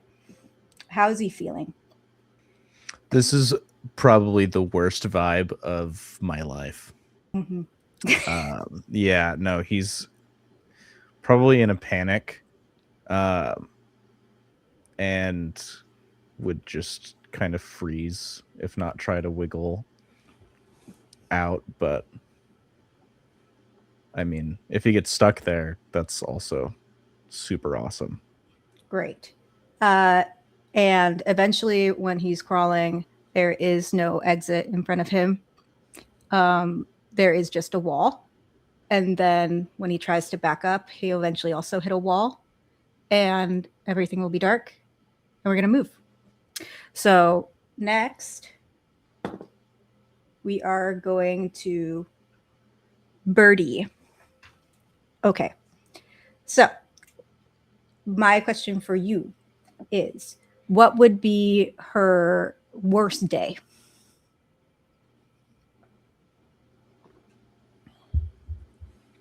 Her worst day and her best day were the same day. She, like, the last couple of days of her life was quite lonely. She was trapped in a cage, not really sure what her purpose was. And she's singing a song that none of her friends and family were able to hear or understand. And then she starts to smell the scent, and then she can't escape from it. And then this droning sound she can't escape from. And there's a panic that sets in deep in her chest that makes her feel heavy, even with her hollow bones. And then there is nothing. And then there is an awakening, and then there is yelping out, there is chirping out, and then somehow on the other side, there is someone who answers back. In a way that, the answer is an attempt of the language of the birds. Very bad, not legible at all, but it's an attempt. So there's that. But in this moment, if I may add a little bit of a context, because I think as we are walking through the mine, she's almost having the out of body experience. There are 3 different layers of experience that's happening. Mhm. One from memory, one from imagination, and one from present experience. And I think for everybody else who might have been able to hear her, and maybe they will hear her in this echoey kind of sound, because I don't really know what's the magical situation that's happening in the mind right now. But she doesn't even realize herself like singing out in the language of humans, but she just kind of goes, 1 for breath, and 2 for song, 3 for where the air goes wrong, 4 for those who went below, 5 don't come back up, 6 for cage, and 7 for hell, 8 for where the bad air fell, 9 for hush, and 10 don't try. I already know how to die. And just kind of echoes through the cave with all of the cavernous sound of ghosts and memories. With that song kind of going through, you'll notice your visual is at first a vision of you in a cage and the cage falling, and rubble, and eventually a body that you're unfamiliar with pieces under rock, unable to move, and the only thing that you have power of is your voice, and that's why you sing out. And with that, we're going to move on. And we have Oscar. What would be Oscar's perfect day? His perfect day for the longest of time, and probably what he would still return to as like a perfect day were it possible, is just alone in the woods with his cabin, with neither of the towns existing, nobody doing anything wrong, and not hearing the constant whispers of the woods telling him bad things will happen and everyone needs to stay cautious. Okay. So as everybody else has experienced is the fading away like sand across the beach shore, of these bodies leaving you alone in this space. Not only has that happened, but you are now in a different spot, and it is akin to the hot spring that is outside. And you find yourself drawn to walk into it, and you take each step, and everything feels euphoric with the way that the buzzing is happening in your brain. The water is just the right temperature. Everything is just the right volume. You go in, and it's like all the weight of your body lifts off of you, and you just start to float. And you just want to stay there forever with no motivation to do anything else. And with that, we'll move on. And we're going to go to Danny. My question for you. What is Oscar's earliest memory? What is Oscar's earliest memory?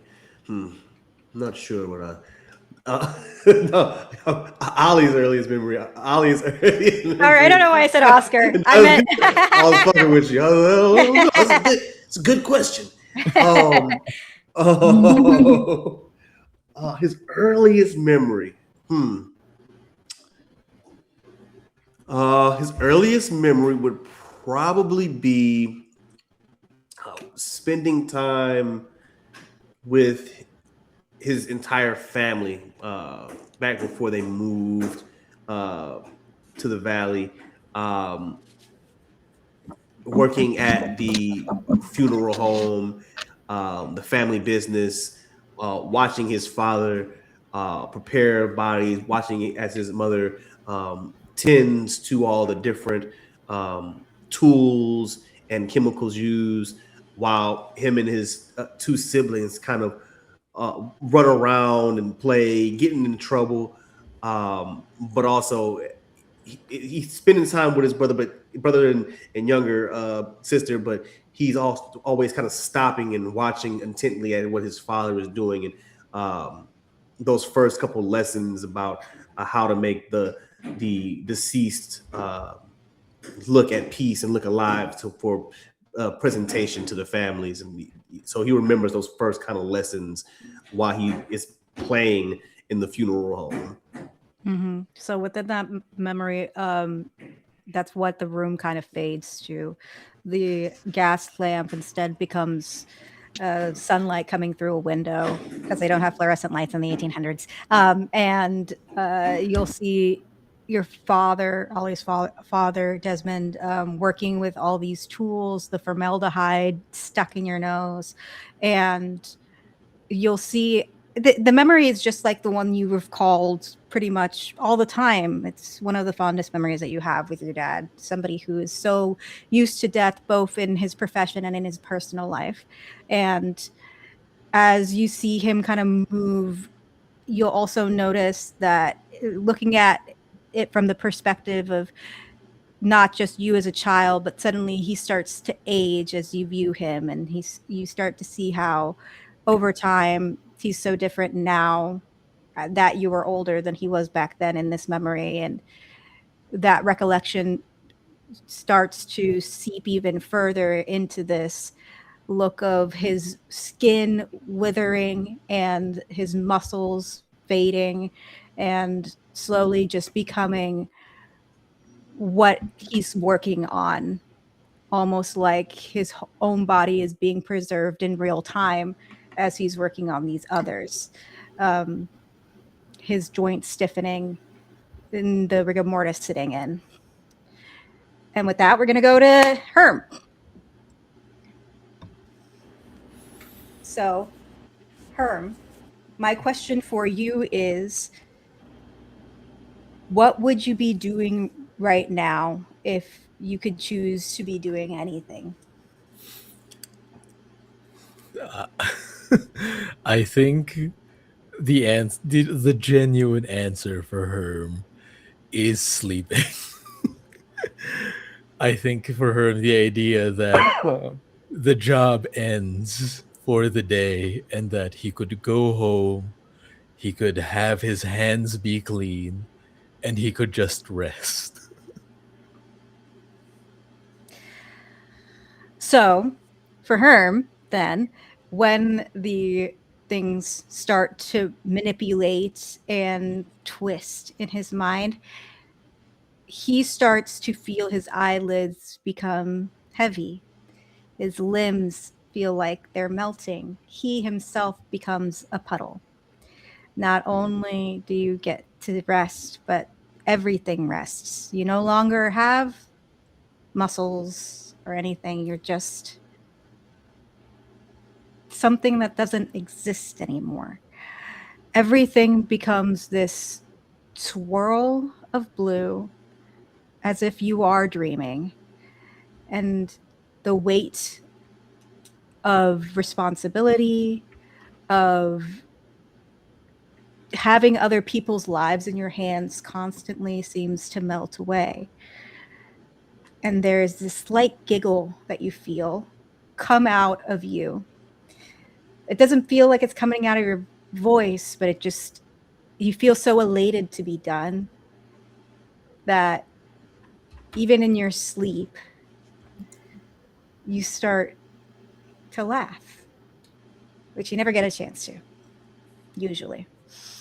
As everybody is experiencing this in real time, what's actually happening above is that there is this gas leak and it's manipulating your mind. What it's doing is kind of slowly putting you all into this sleep state. And as you guys kind of pass out from the fumes, you are put into this mental barrage in your brain, and your bodies, this is a third perspective camera view, start getting dragged deeper into the mines. Eventually, you guys wake up. It's very damp where you're at, and it's no longer the classic version of the mine tunnels where there's structure and things like that. It looks more like a cave. The oil lantern's still there, but it's a lot dimmer. And you guys are all just kind of leaning against the wall of what looks like a large kind of carved in room. There's not a whole lot of light, so you can't see from wall to roof, but you can see at least a few feet in front of you to where you can see each other. You're all kind of like nestled next to each other as you wake up and the gas starts leaving. How is everybody feeling? Awful. Immediately goes to kick oil and You go to kick the oil lamp. I think all of the stress comes back to Herm, and he begins immediately checking to make sure that people are okay and not actively dying right now. Wake up. I breathe and check myself. I check for Birdie. Beatrice, Birdie, are you all right? I'm alive. For lack of a better word, the boundaries which divide life from death are at best shadowy and vague. Who shall say where the one ends and where the other begins? But we're here nonetheless. On which side of that veil, I'm not sure. Vale, Well, Ollie, what are you talking? There was everyone- a gas leak. Right, We we could be so dead. stressed. No, we just went for a nice swim. Had a momentary meditation, and now we're all together. This could be Nathaniel Hades. is like literal panic attack, gasping for air, crawling still. Nathaniel's Still here. crawling. This is definitely Hades.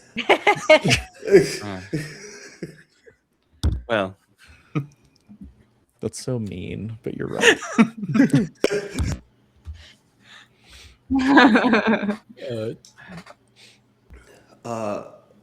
Is there? What is? Okay, now that we're kind of shaking it off, everybody's fine. In this space, there's light from an oil lamp in this space. We are able to see what's around us. Yeah, they brought the oil lamp with you.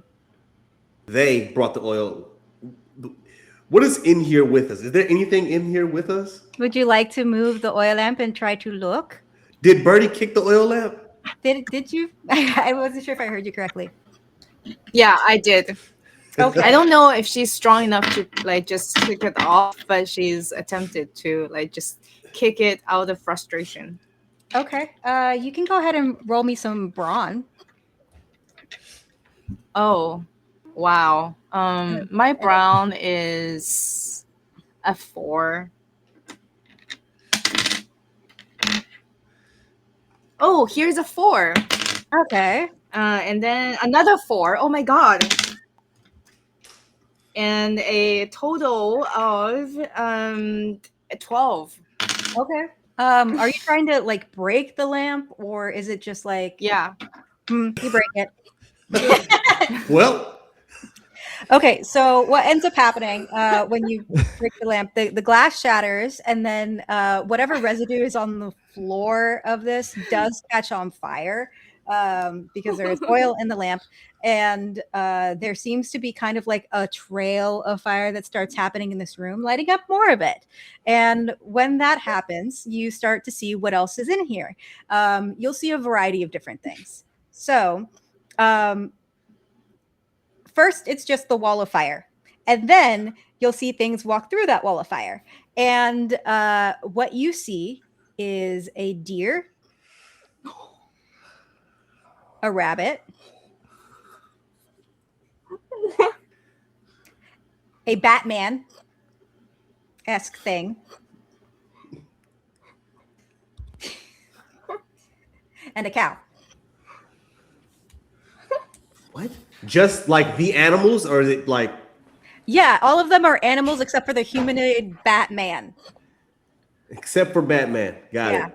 Okay. Well, the cow is terrifying because it's the size of a car. The rest of it's fine. Yeah, there's a rabbit, there's a deer, there's a cow, and a humanoid bat.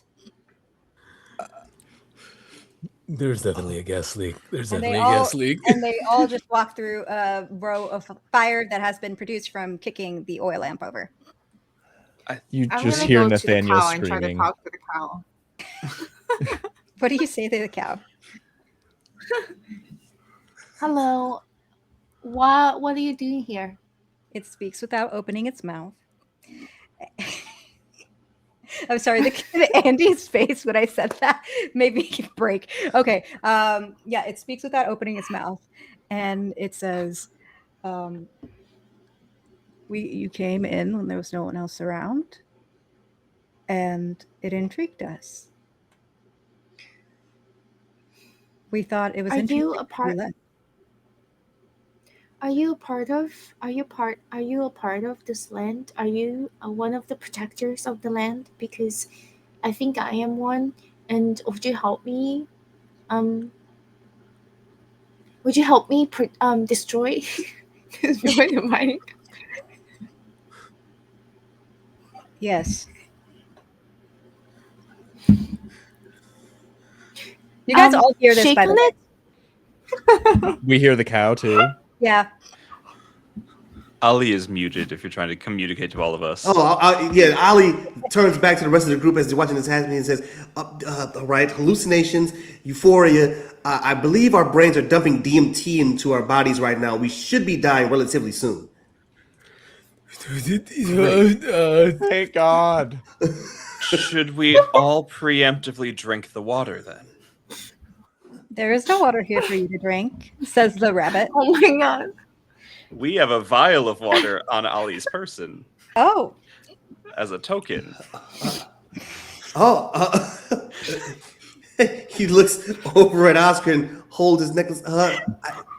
I'm not sure how many sips are in this.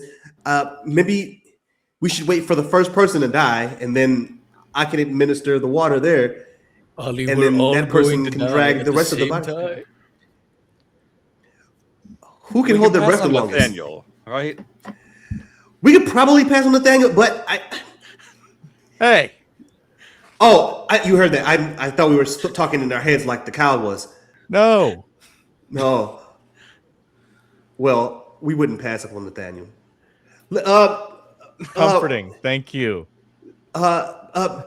He looks over the one dressed as the omen of death. The with the what does this bat humanoid bat look like actually? Before I describe him with a cape. Great. He stands at a solid 7'9", Mm. large feet, large claws, wings sprouting from his back. Everything is very leathery, kind of holes in patches back there, sullen, thin, scrawny, but with a remarkable strength still behind the stature. Eyes are large, but have a slight human quality to them, and a mouth and a jaw that seems slightly overgrown, with a large kind of starfish-esque nose. It's one of those bats. Before he finishes his statement, he looks over to him. I don't think it was a cave cougar. No, clearly not. But we have to get people out of the cave first, so that we can mitigate the effects, and then we can start treating it. I think Nathaniel's on the floor, right?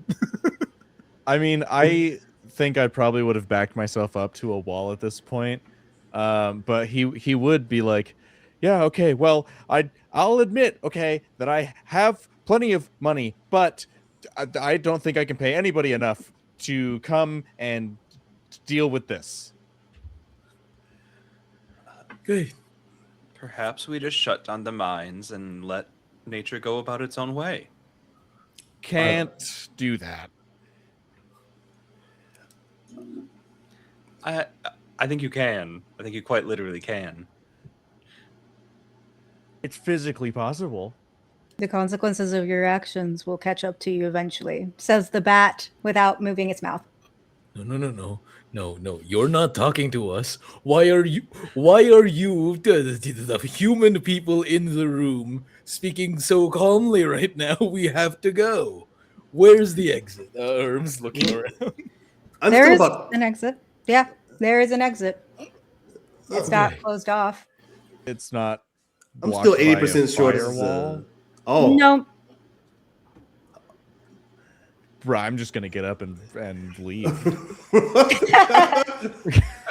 Nature friends, what would you have us do? We were going to give you an offer, but if you would rather just not hear us, then you can go.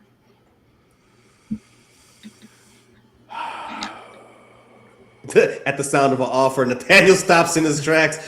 He turns around.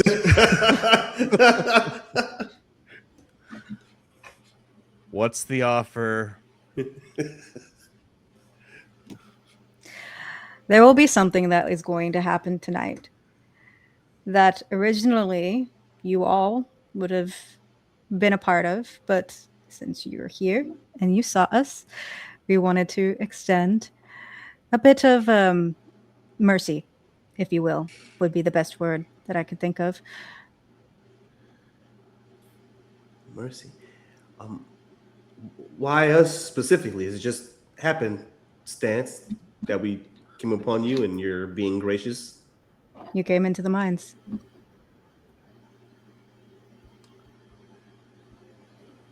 Mercy from what? There is a debt that is owed. The Mayweathers have a very big debt. And we have to collect. The Collect. Mayweathers. Dude, Nathaniel's not a Mayweather, right? He's not Nathaniel Mayweather, is he? No. I just work for him. Oh, you work for the Mayweathers. He owns the mines, right? The Mayweathers own the mines. Yeah, they own the whole town. Yeah. I just work for him. What did they do, Nathaniel?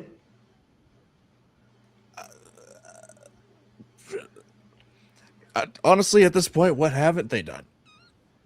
They own everything. Well, they are the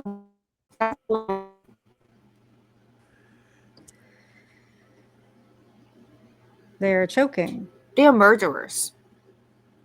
They're cutting off every bit of life in this area without thinking, feeling about anything other than themselves. I am proof of that. And this is the bat.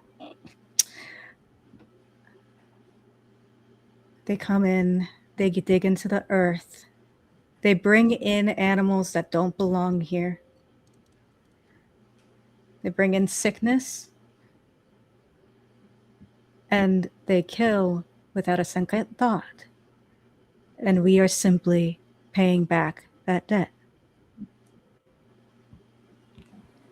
Whatever they do to try to take over us, we will do the same to them. I'm so with you. We know.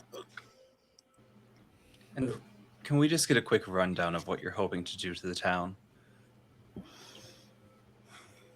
We cannot share that. That's fine. Is it a one-off tonight only, or will it basically- be like a recurring situation? So can we kill all Mayweathers?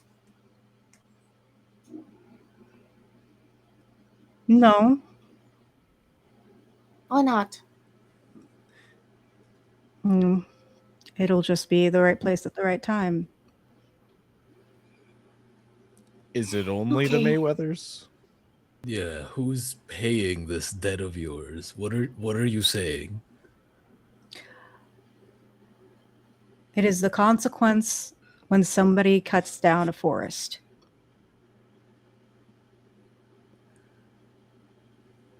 So we speaking like one body per tree? Is it equivalent to be exchanged like that? If you want to talk technicalities, you can say it's like that. Oh, How strongly preserved is the exit out of here? You could just walk out. So inversely, if one were to attack the wall, would it collapse the exit out of here? I mean, sure. Okay. Oscar would like to do that. Okay. I don't know how you're going to do that, but let's make it a grit roll. Oh, can't we Uh, fight? No, Okay. this is pretty hard. We're going to make the DC 15. Okay, cool. So I do need to explode at least once. But I also have 3 adversity tokens, so maybe we'll get there. Okay, so that's an 8, so that does explode. And that's a 4, so that's 12. And it was 3 is 15. Is that it? Yeah, that's 15. Okay. So Oscar hears this.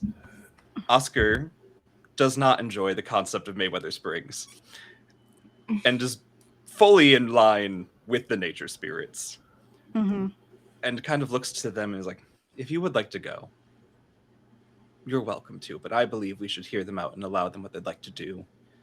And if it is any need for intervention, it wouldn't be hard to make sure that nobody never leaves here and alerts others. Wait, so Oscar collapsed the entrance to the exit? He will be, yes. Oh, he will be. Okay, but he hasn't done it yet. Okay. It's like he's gonna let any of you go if you want to go, but he's also like, "Go, nature spirits! Let's bring this all down." Let's not be rash. You're not gonna a body for each tree. That's the entire town, probably 2 towns. My family's aware. out there. I'm aware. I fucking knew you weren't Oscar. I don't know who you are, but I knew you weren't him. If you were a better person, it wouldn't have come to this. Oscar, are you feeling all right? I I mean, feel great. Have you people gone mad? The Mayweathers, yes. I'm sure they are terrible people. Nathaniel, but everyone else? Some of those people are innocent, aren't they? The trees were innocent.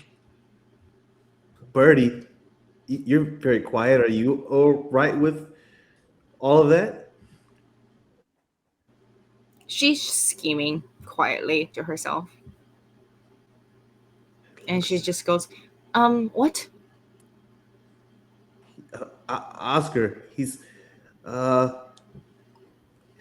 seems a bit different.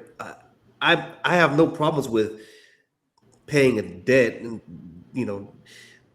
death happens. People die all the time, B. But this seems a bit egregious, don't you think?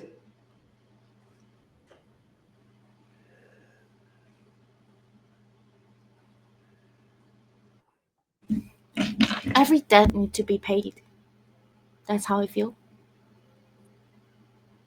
Birdie, your parents are down there. Yeah, my parents don't need to pay debts. All right. The girl's clearly lost her mind.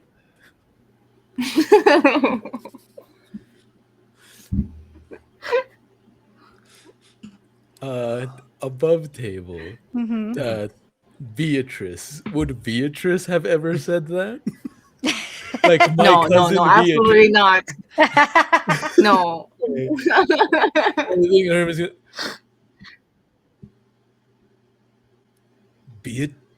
You're not Beatrice. Who are you? Where's Beatrice? What do you mean? Beatrice is a child. Yes, she argues with her parents, but she's just a kid. She wouldn't want to murder her parents over some theoretical death that I don't even know if you things are real. Where's Beatrice? Clearly you're not her. What's going on? For a man that looks at death in the face every day, you seem to care a lot about murder and not justice. I'm a nurse. I keep these people alive. That's what I do. I don't kill them on purpose. They don't die on my table because I want them to. But whose fault is it that they are in the state that they're in? Yes, I understand. Things could be better. Looking at Nathaniel, they could be safer down here. Why They have kill to them? be better. This is a chance. Let them feel the consequences. They burn something, they have to choke on the smoke. For once.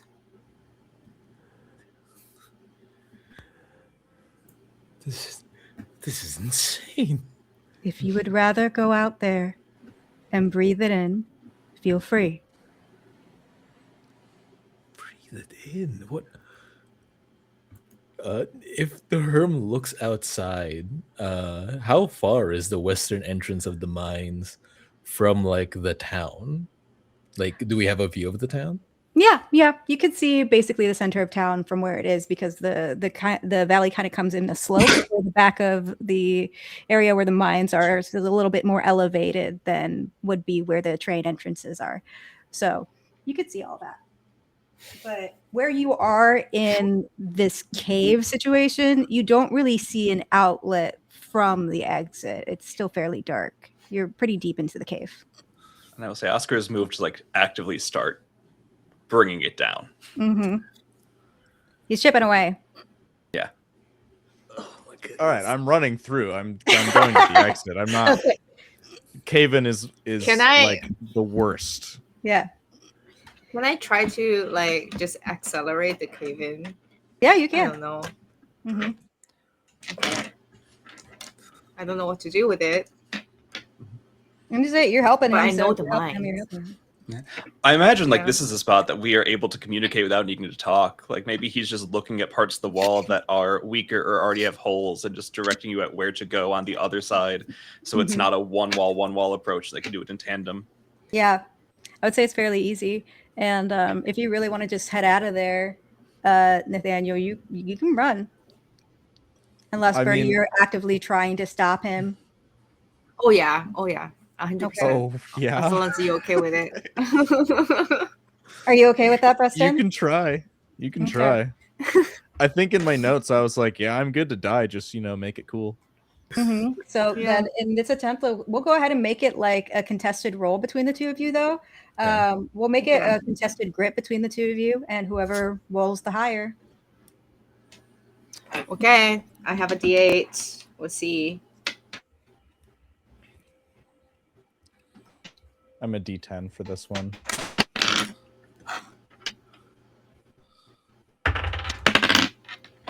I did warn PvP for this game, by the way. Yes.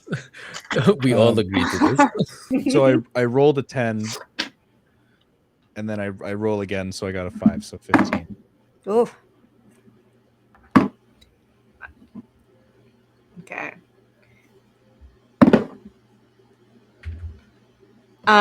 So I rolled a 14 total because I also exploded, but I'm going to use one of my points to make it also a 15. Oh, shoot. Yeah.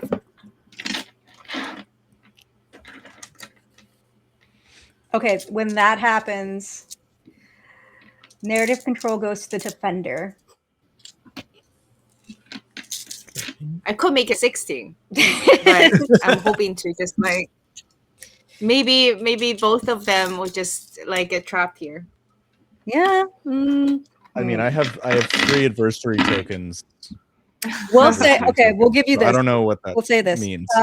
So I'll say, Preston, you get to narrate how you get out of there, but Ran, you get to narrate how Nathaniel gets gravely hurt as he leaves, and just be careful with body horror. Okay. So that would be you first, me getting hurt, and then me leaving, or yeah, we'll go ahead and do Yeah, that. I think if in that case we'll just keep our original roll, I think. No, I mean, you guys can go ahead and do that. Like that's Oh yeah, the 15 and 15, yeah. So you can go ahead and describe how he gets hurt by you accelerating this cave in, but he still gets out. And Preston, you can explain how that happens. I think as Preston wait, no, not Preston. Nathaniel. Oh my god. As Nathaniel don't put Preston in the cave. As Nathaniel runs out towards the cave, like all of these stalagmites or stalactites just kind of like pierces through his clothing.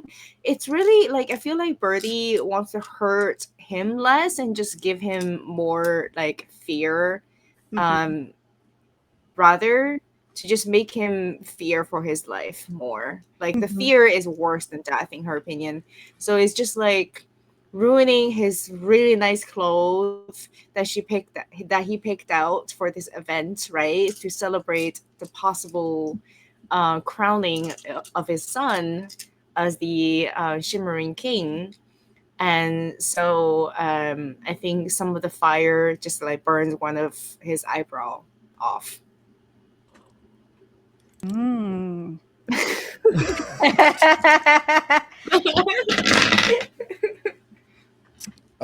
I love it. Yeah. So banged up like shins and gashes through my clothes and bleeding legs. I'm like limping out of this cave. Main priority really is just to get back to town, get my family, and get out of the town, really.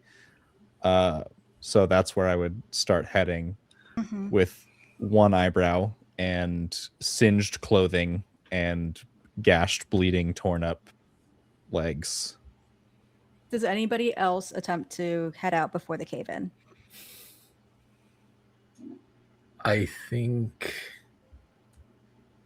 Herm does, and if you're okay with it, seeing as the only person that seems to want to at least talk about this, I think he is grabbing Ollie, who is the last person here that doesn't seem to have gone completely insane in Herm's mind. Yeah. Ali says, I became sane with long intervals over horrible insanity. So no, I'm fine. This is just interesting more than anything. I definitely do need to get to my father though. If everybody's gonna die, Oh, move then, move. what about Beatrice? That's not Beatrice. I don't know what that is. Beatrice would never say those things. That's not Beatrice. We have to go. If you walk out there, you're likely to die. If we stay in, we'll safe. die anyway. We don't know that. Eventually, we all would, but I mean, I guess that's semantics.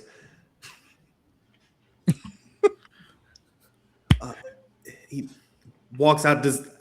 and attempts to work out with Herm, and he looks back at Birdie, and just gives a little whistle, just sleep.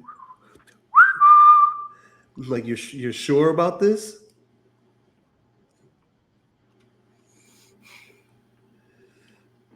I think Ollie, maybe you're the only one who notices this, but you see Birdie's like eyes kind of like glows a little bit. And she does not look like the Birdie you remember. Like, but she kind of reminds you of the Birdie who like just woke up from the funeral home. Yeah, yeah. I think you're right, Herm. I think she's gone. We got to go save as many people as we can. People need to leave. Go, go. I'll follow her. Okay.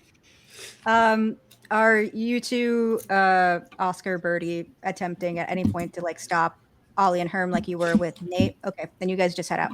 Thanks, guys. Love that for me. Hey, I didn't attempt to stop anyone. I said you can all go to your bed. That's totally up there. Yeah, Birdie does not stop Ollie or Herm. The cow, rabbit, humanoid bat, deer are all standing and watching while the flames slowly die out from that spilled oil lamp, as the cave falls and you guys are now enveloped again in the darkness. It seems like a pulsing magic and something otherworldly is happening behind in this room that is being left from Ollie, Nathaniel, and Herm. You guys run and run and run and finally eventually get out of this mine, covering your different orifices to make sure you don't breathe in that gas again. When you get there, it's about time to announce the shimmering king and queen. Nathaniel, you get there first. You beat up to shit, but you're there to witness Max get the crown, whether good means or not. He gets it, and then they call out for Birdie, and she's not showing up, and everyone's really confused. Ollie and Herm, what do you do when you get there? And Nate, what's like your first?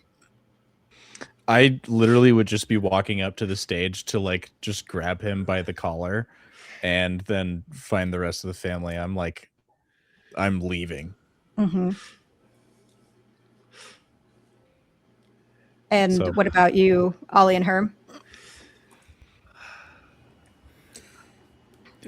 Go look for your father. Go look for your father. Go. Should we meet you somewhere? Is there going to be somewhere safe, you think, to get away from all of this? Western exit of the town. So the town only has one south exit, which is where the train tunnel is. Right.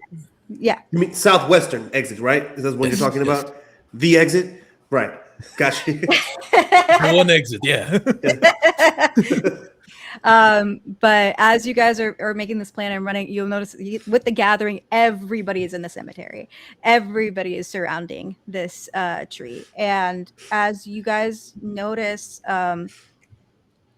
the sunset is starting to completely darken the sky, and the aurora borealis of the shimmering, which looks like an oil slick covering the clouds and everything, is encapsulating everything, letting just like a few stars peek through, and everyone looks up just engrossed in the beauty of it.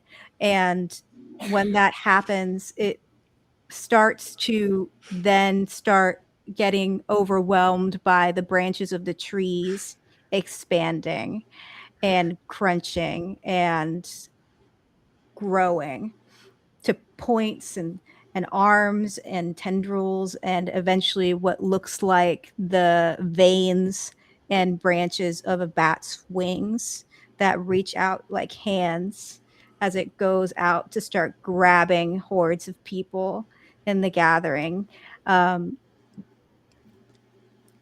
Because Herm and Ollie you didn't get immediately to the gathering. You were a little behind. You witnessed all this from a distance. You're able to grab your father. Ollie, you leave with him, and Herm. You're the only three that make it out. Everybody else, you see the whole town within the clutches of this tree get buried deep within, like a sinkhole that then gets filled up by oil and slick and lead and the smell of gas, until eventually, if you do turn around, after a few minutes, the tree starts growing back, just as it was. The ribbon's gone. The wishes of all those people who put their letters on there gone. But now, at the base of this tree, you'll start to see hands popping out from the soil. And that is where we end. Yo. Goddamn, buddy. And with that has been the Valley. We still have so many more stories here in Mayweather Springs, and I am so excited to share those with you guys with our new cast next week, which we'll be getting to know. But for now, let's go ahead and congratulate these guys that we have here right now for the wonderful story. Woo! We are going to go ahead and do a big roundup, figure out where we can find them and what cool stuff they're doing. First off, Andie. Hi everyone. My name is Andie. I was Herm for tonight. My pronouns are they, any. You can find me on Instagram and Threads under _Andie, or everywhere else as andiesanade. I'm bad at consolidating usernames, but you can find me on Rocket Club, along with Green, over at Streaming Rainbow. I'm also on Magnificence under the Tabletop Tailspinners Network. And yeah, I'm around here and there. Always happy to hang out. Okay, jumping over to Preston. Hey everybody, thanks for having me. It was really fun playing a selfish asshole this whole time, who didn't get a redemptive arc at all and died due to a tree burying him and his family alive.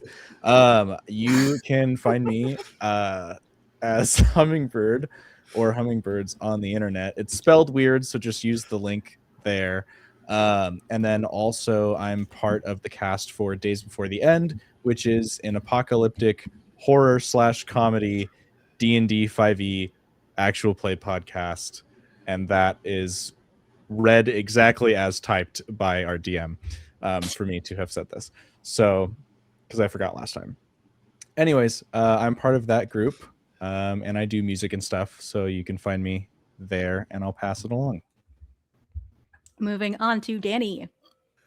What's going on, or goodbye, I guess. I'm Danny. You can find me at Danny the Storyteller on Instagram and Threads. I am one of the co-founders of Dungeon Dropouts. We got a lot of cool stuff coming right now. We actually got every other Tuesday we're doing what we call drop-ins. It's just fun little one-shots with guest GMs and a wild cast of players from all over the place, new and old. So not this upcoming Tuesday, but the Tuesday after that, you can catch us. And if you go to our Twitch, you can probably see the recordings from our last 2 games. Got a lot of cool stuff going on. I actually got I don't know if it's secret or not yet. I got a cool game that we'll be playing alongside Sean, actually, me and Britt. I'll let him say more about that because I don't know whether or not I'm allowed to even speak on it. But we got a lot of cool stuff coming, so stay tuned. And once again, I appreciate being here with Hilarity Saves. You guys have been great to us, and I've every game I've played has been an emotional roller coaster, and I love it. All right, moving on. It's actually Sean next. Hello, hi, I am Sean. You can find me all across the internet at helpactionneeded. I do this a lot of the times, and sometimes people say I do well with it. I have a lot of spots you can find me. If you would like to hear my voice, there is a Help Action Needed podcast currently just finishing up as of this Monday, was they tried a a three-part series using indie games telling the story of two people falling in love, falling out of love, and breaking up. Some people say it's good. It's won some awards. Go listen to it with your ears. Following that, both tomorrow on the YouTube channel and then next week, Monday, on the podcast is God Killer Songs of the Past. So if you like tragedy, if you like being underground, and if you like some other stuff, come as Odette meets Parrish, the god of rot, one of the most beautiful people in the world, and has to interact and see how she handles a god of death and decay. Or if you're going from the podcast side, she is fine. It's the start. Nothing bad will happen, and Odette's totally safe the entire time. Then on the live stream side, on Friday on the Help Action Needed Twitch channel at 3 o'clock Central, 4 o'clock Eastern, 10 o'clock in the UK, 9 o'clock in the UK, will be part 2 of The Words Have Meaning, is a Candela Obscura two-parter. So if you're interested in some artists trying to touch the arcane and maybe doing it a little wrong, come check that out. It's run by Jocelyn of the Tipsy Tiger. And then, there's a lot coming out in the future. I'm going to be doing some guesting for the next couple of months. So maybe secret announcement, keep your eyes out on a channel you might maybe be watching already. But also go check out the Charm Party series, because there's a lot coming out while we record, one of them being The Electric State, which will be the next main series on Help Action Needed, featuring Danny Britton and Abigail the Nerd.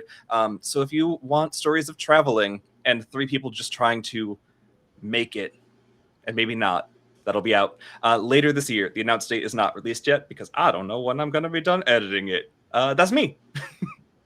Great. And then we'll go ahead and jump over to Ran. Hi, my name is Ran, and I have been, and now I can reveal the secret that Birdie has been the ghost of a canary possessing the body of Beatrice. You can find me on Bluesky as Burdick Inspiration. And you can also find me if you want to play games with me more. I am a pro GM on startplaying.games as the Lantern Keeper. And if you want to see me as a AP performer, you can catch me on Thursdays for the next couple of weeks on Nerds on Wheels in a Vesson game where I will be playing a witch. And on Tuesdays, I am in a streaming rainbow production of Girl by Moonlight series that is going to happen for the next couple of weeks. And on Sundays at 9 p.m. Eastern times, I'm in another Kids on Bike hack game that's set in the Fabletown Wolf Among Us universe, if you're interested. And every other week at 6:30 Eastern time, I am in a Star Wars live stream game. So that's me. Woo. Okay. I have been Green or Grete. I've been your game master / guide through all of this. You can find me here at Hilarity Saves every Wednesday night for the foreseeable future until the summer. This month, I will also be in a couple of other things. Vampire the Masquerade stream tomorrow with Bard Shots. That one was super fun. And if you guys want to see me being a cunty little business vampire woman, then I'm doing that tomorrow. And that is at 7 p.m. GMT time. And then I will be on Dungeon Dropouts, I believe, on a Tuesday. I don't remember which day. I haven't got more details on that yet, but it will be for one of those drop-in things. And then I'm also going to be on Radical Residence with Andie. We had our first session last Friday, and it was amazing. So that was really great. And then I will be this weekend at 10 a.m. EST on Saturday playing with the gaming anthropologist and a lot of other awesome people raising money for the Make-A-Wish Foundation, doing a Puppet Playhouse legally distinct Muppet-esque game where I get to play legally distinct Kermitha. So I'm living my best dream there. And yeah, I'm just everywhere. And this has been The Valley. Thank you guys so much for helping us raise some more money for the Clean Water Fund. We'll be back next week with more spins on the wheels of misfortune. We'll be back with a whole new decade and a whole new cast of people. That cast list will be coming out tomorrow after our session 0 when we got everybody's characters figured out. Okay. And keep an eye on the socials because I am posting little teasers all the time. I posted something stupid mysterious that might have given it a little hint on what happened today. So follow us on socials and follow all these other cool people on socials. And with that, thank you for being here. I hope you had a great time. Have a wonderful night.